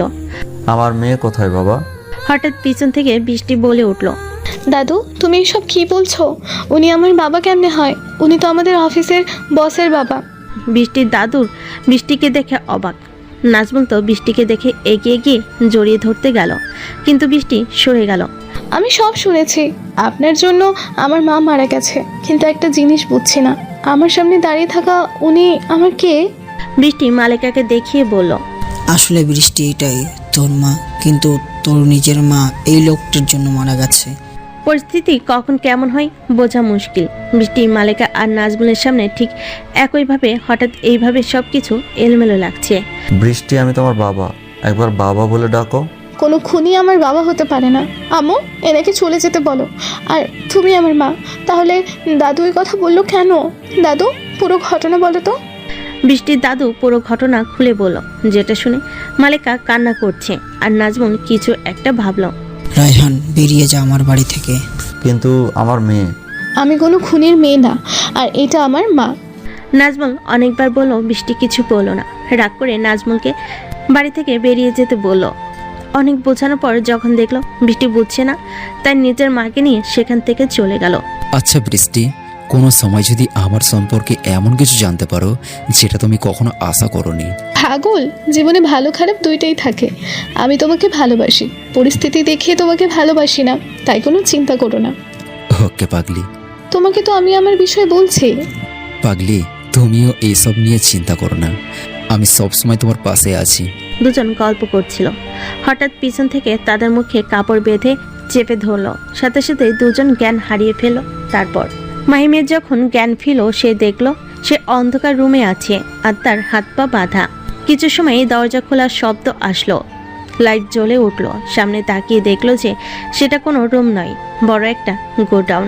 আর তার সামনে দাঁড়িয়ে আছে রকি আর নিলয়। রকি, তুই আমাকে তুলে আনছিস কেন? তোকে তুলে আনছি এর কারণ হলো তুই আমার ভাইয়ের সাথে অনেক কিছু করেছিস, আর তোর বাপকে তুলে আনছি কারণ তোর বাপের সম্পত্তি লাগবে। আমার বাবাকে তুলে আনছিস? এটা বলে পাশে তাকিয়ে দেখলো নাজমুল আর বৃষ্টিকে বেঁধে রাখা হয়েছে। তোরে আমি ছাড়বো না, তুই আমার বাবাকে ধরে এনেছিস। এমন সময় রুমের মাঝে মন্ত্রী আসাদ ও তার ভাই শুভ প্রবেশ করলো। রকি, এত কথা বলতে হবে না, তাড়াতাড়ি দলিলে সই করিয়ে নে। ঠিক আছে বাবা। রকি একটা দলি নিয়ে এসে মাহিমের সামনে রাখলো। এখানে তাড়াতাড়ি সই করে দে, না হলে তোর বাপকে আমি মেরে দিব, আর আমার ছোট্ট ভাই তোর প্রেমিকাকে নিয়ে মজা করবে। ফালতু কথা মুখে আনলে জিব্বা টেনে ছিঁড়ে দিব। কিছু সময়ের মাঝে নাজমুল আর বৃষ্টিরও জ্ঞান ফিরে আসলো। মাহিম, আমরা এখানে কেন? আর বৃষ্টি মা, তুমি ঠিক আছো তো? মাহিম, সই করবি নাকি? এখনো সময় আছে, দেখ। মাহিম, ওরা যা বলছে দেখ, কিন্তু তবুও আমার মেয়ের কিছু হতে দিস না। তোমার মেয়ে মানে? সব পরে বলবো, আগে আমি যেটা বললাম সেটা কর। বৃষ্টি মুখ ঘুরিয়ে নিল। নিলয় বৃষ্টির কাছে এগিয়ে আসলো, খুব কাছে চলে গেল। মাহিম যখনই স্বাক্ষর করতে যাবে তখনই সেখানে এমকে ও তার দলবল চলে আসলো। দুই দলের মাঝে গোলাগুলি চলল। এনকের টিমের কারো কিছু না হলো, রকির অনেকেই মারা গেল। মাহিম, বসের ডান হাত এনকে, তুই এখানে কেন? তো কত থাকবো? তুই এখানে, তাই চলে আসলাম। অনেক তো হলো লুকোচুরি, এখন সামনাসামনি হয়ে যাক। বাবা, এদের সাথে কিভাবে লড়বো? আমার তো সব লোক মারা গেছে। আরে চিন্তা নেই, একটু অপেক্ষা কর। এনকে ইশারা দেওয়া মাত্রই একজন এসে বৃষ্টিকে বাইরে নিয়ে গেল। আমি মাহিমকে ছাড়া যাব না। আপনি চান, এনাদেরকেও বাইরে দিচ্ছে। বৃষ্টিকে বাইরে নিয়ে গেল। বৃষ্টি নাজমুলকে আর মাহিমকে যখনই বাইরে নিয়ে যেতে যাবে তখনই পুরো রুম ঘিরে ফেলল। এনকে লোককে ঘিরে ফেলল, সবার হাত থেকে বন্দুক কেড়ে নিল। রকি, আমি হলাম রাজনীতিতে বড় খেলোয়াড়, সময় মতো ব্যাকআপ নিয়ে চলি। তো এনকে, আজ এক ঝামেলার মাঝে তুই কেন আসলি? যদিও এসে ভালো করছিস, তোর থেকে তোর বসের নাম আর তোকে মারা যাবে। ওই নিলয়, যা দেখ তো এই মুখের আড়ালে কে আছে। আরে আসাদ, তুই তো আমার বসের কাছে ভিজে বিড়াল, তোকে চাইলে অনেক আগে মারতে পারতো। হাহাহা, তোর বস মারবে আমাকে? আমি আজ পর্যন্ত কত কত সরকারের টাকা মেরে নিজের অ্যাকাউন্টে রাখছি, ড্রাগস পাচার করেছি, নারী পাচার করেছি ভালো রূপের আড়ালে, আজ পর্যন্ত কেউ ধরতে পারেনি। আর আজ তোরা জানলি তোদেরকেও আমি মেরে দিব। কে বললো শুধু আমি জানতে পারছি? খবর দেখ সারা দেশে কি চলছে। মানে? দেখ আগে তাহলে বুঝতে পারবি। নিলয় নিজের ফোনে দেখলো যে তার বাবা এত সময় যা বললো সব লাইভ চলছে। বাবা সব কিছু লাইভ যাচ্ছে। এটা শুনে রকি এগিয়ে গিয়ে দেখলো যে এনকের বুকের সাথে মিনি ছোট ক্যামেরা লাগানো, সেটা নিয়ে ভেঙে দূরে ফেলে দিল। এনকে আস্তে আস্তে হাসলো, যা শুনে রকি তার মুখে খুশি মারল, কিন্তু মাস্কের জন্য কিছু হলো না। তাই রকি এনকের মুখের উপর হাত দিয়ে মাস্কটা টেনে খুলে ফেল। তুই তাহলে তুই এনকে? রকি, তুই একে চিনিস? চিনবো না কেন, এটা নাফিস, আমার সাথে পড়াশোনা করতো, ওই মাহিমের বন্ধু। এই দুজনই আমার জাত শত্রু। নাপিস যদি এনকে হয় তাহলে তুই কি কোনোভাবে এমকে মাহিম? নিলয়ের মুখ থেকে এমন কথা শুনে আসাদ তো অবাক হয়ে গেল। আরে নিলয়, তুই কি কথা বললি? আমি তো খুব খুশি। আসাদ মাহিমের দিকে তাকিয়ে দেখলো নিলয় হাসি মুখে বসে আছে আর তার হাত পায়ের বাঁধন খোলা। ওই মিসা, আমার দিকে তাকিয়ে কি ভাবছিস? তুই আমার পুরনো নাম জানলি কিভাবে?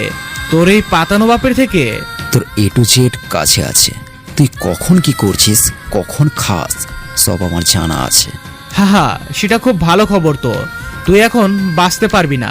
কারে মারবি তুই? কেন তোদের? তুই মারবি মাহিমকে? তুই যেটা ভাবছিস সেটা আগে বাস্তবায়ন করে মাহিম। বেশি ভাও খাস না, আমার লোক দেখছি সেখানে কত, তোরা দুইজন কিছুই করতে পারবি না। এই মাহিম, এই নাটক আমার আর দেখতে ইচ্ছে করছে না, তাড়াতাড়ি শেষ কর। আরে এত তারা কিসের? এত ধৈর্য ধরলাম, নিজে প্ল্যান করে ডেকে আনলাম। মানে হচ্ছে এই যে তুই এখানে, সবকিছু আমার প্ল্যান। আমি নিজে বাবার সাথে ঝামেলা করছি যাতে তুই সম্পত্তি নেওয়ার জন্য বেশি লাফালাফি করিস আর সেটা নেওয়ার জন্য আমাদের তুলে আনাইস। তার মানে তুই এই সবাই মার এই শালাকে? কিন্তু আসাদের কথা কেউ শুনলো না। কিরে তোরা কথা শুনছিস না কেন? আমি কে তুই জানিস? এই ঢাকা শহরের কিং। তুই যদি কিং হয়ে থাকিস তাহলে আমি কিংদের কিং মাফিয়া বস। আমার সামনে ওদের সাহস আছে নাকি যে তোর কথা শুনবে? দাঁড়িয়ে না থেকে এদের মেরে ফেল। বয়েস গো ব্যাক। রকির কথা শুনলো না। এটা দেখে মাইম হেসে ফেল। মাইমের কথা শুনে লোকগুলো পিছনে চলে গেল। তোরা তিন বাপ বেটা অনেক খারাপ কাজ করেছিস, বিশেষ করে তুই আমার বাবাকে খুন করেছিস। কে তোর বাবা? আজ থেকে 20 বছর আগে পুলিশ এসিপি সালাম। কি ওটা তোর বাবা? হ্যাঁ, তার মৃত্যুর প্রতিশোধ আজ নিজ হাতে নিব। নাফিস অস্ত্র দে।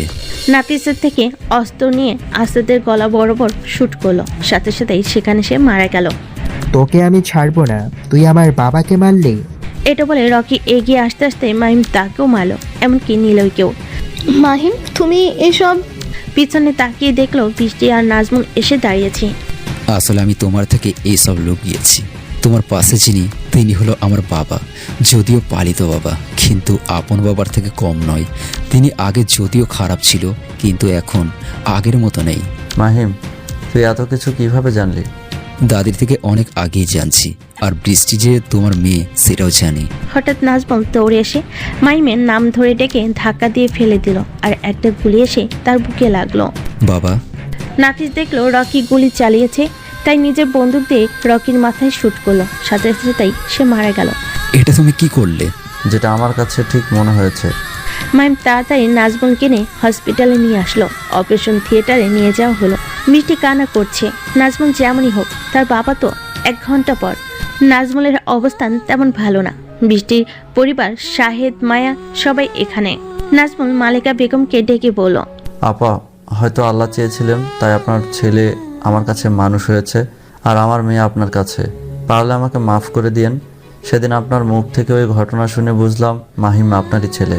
বৃষ্টি আর মাহিম এইদিকে এগিয়ে আয়। নাজমুলের কথা শুনে দুজন এগিয়ে গেল। নাজমুল সাহেব কোনো রকম হাত বাড়িয়ে দিয়ে দুজনের হাত এক করে দিল। মাহিম, তুই আমার মেয়েটাকে ভালো করে দেখে রাখিস। আমি এক অভাগা বাবা, তার কিছুই করতে পারিনি। আর বৃষ্টি মামুনি আমাকে একবার বাবা ডাকবি? বাবা। বৃষ্টি কান্না করে দিল। যাক, এবার মরেও শান্তি পাবো।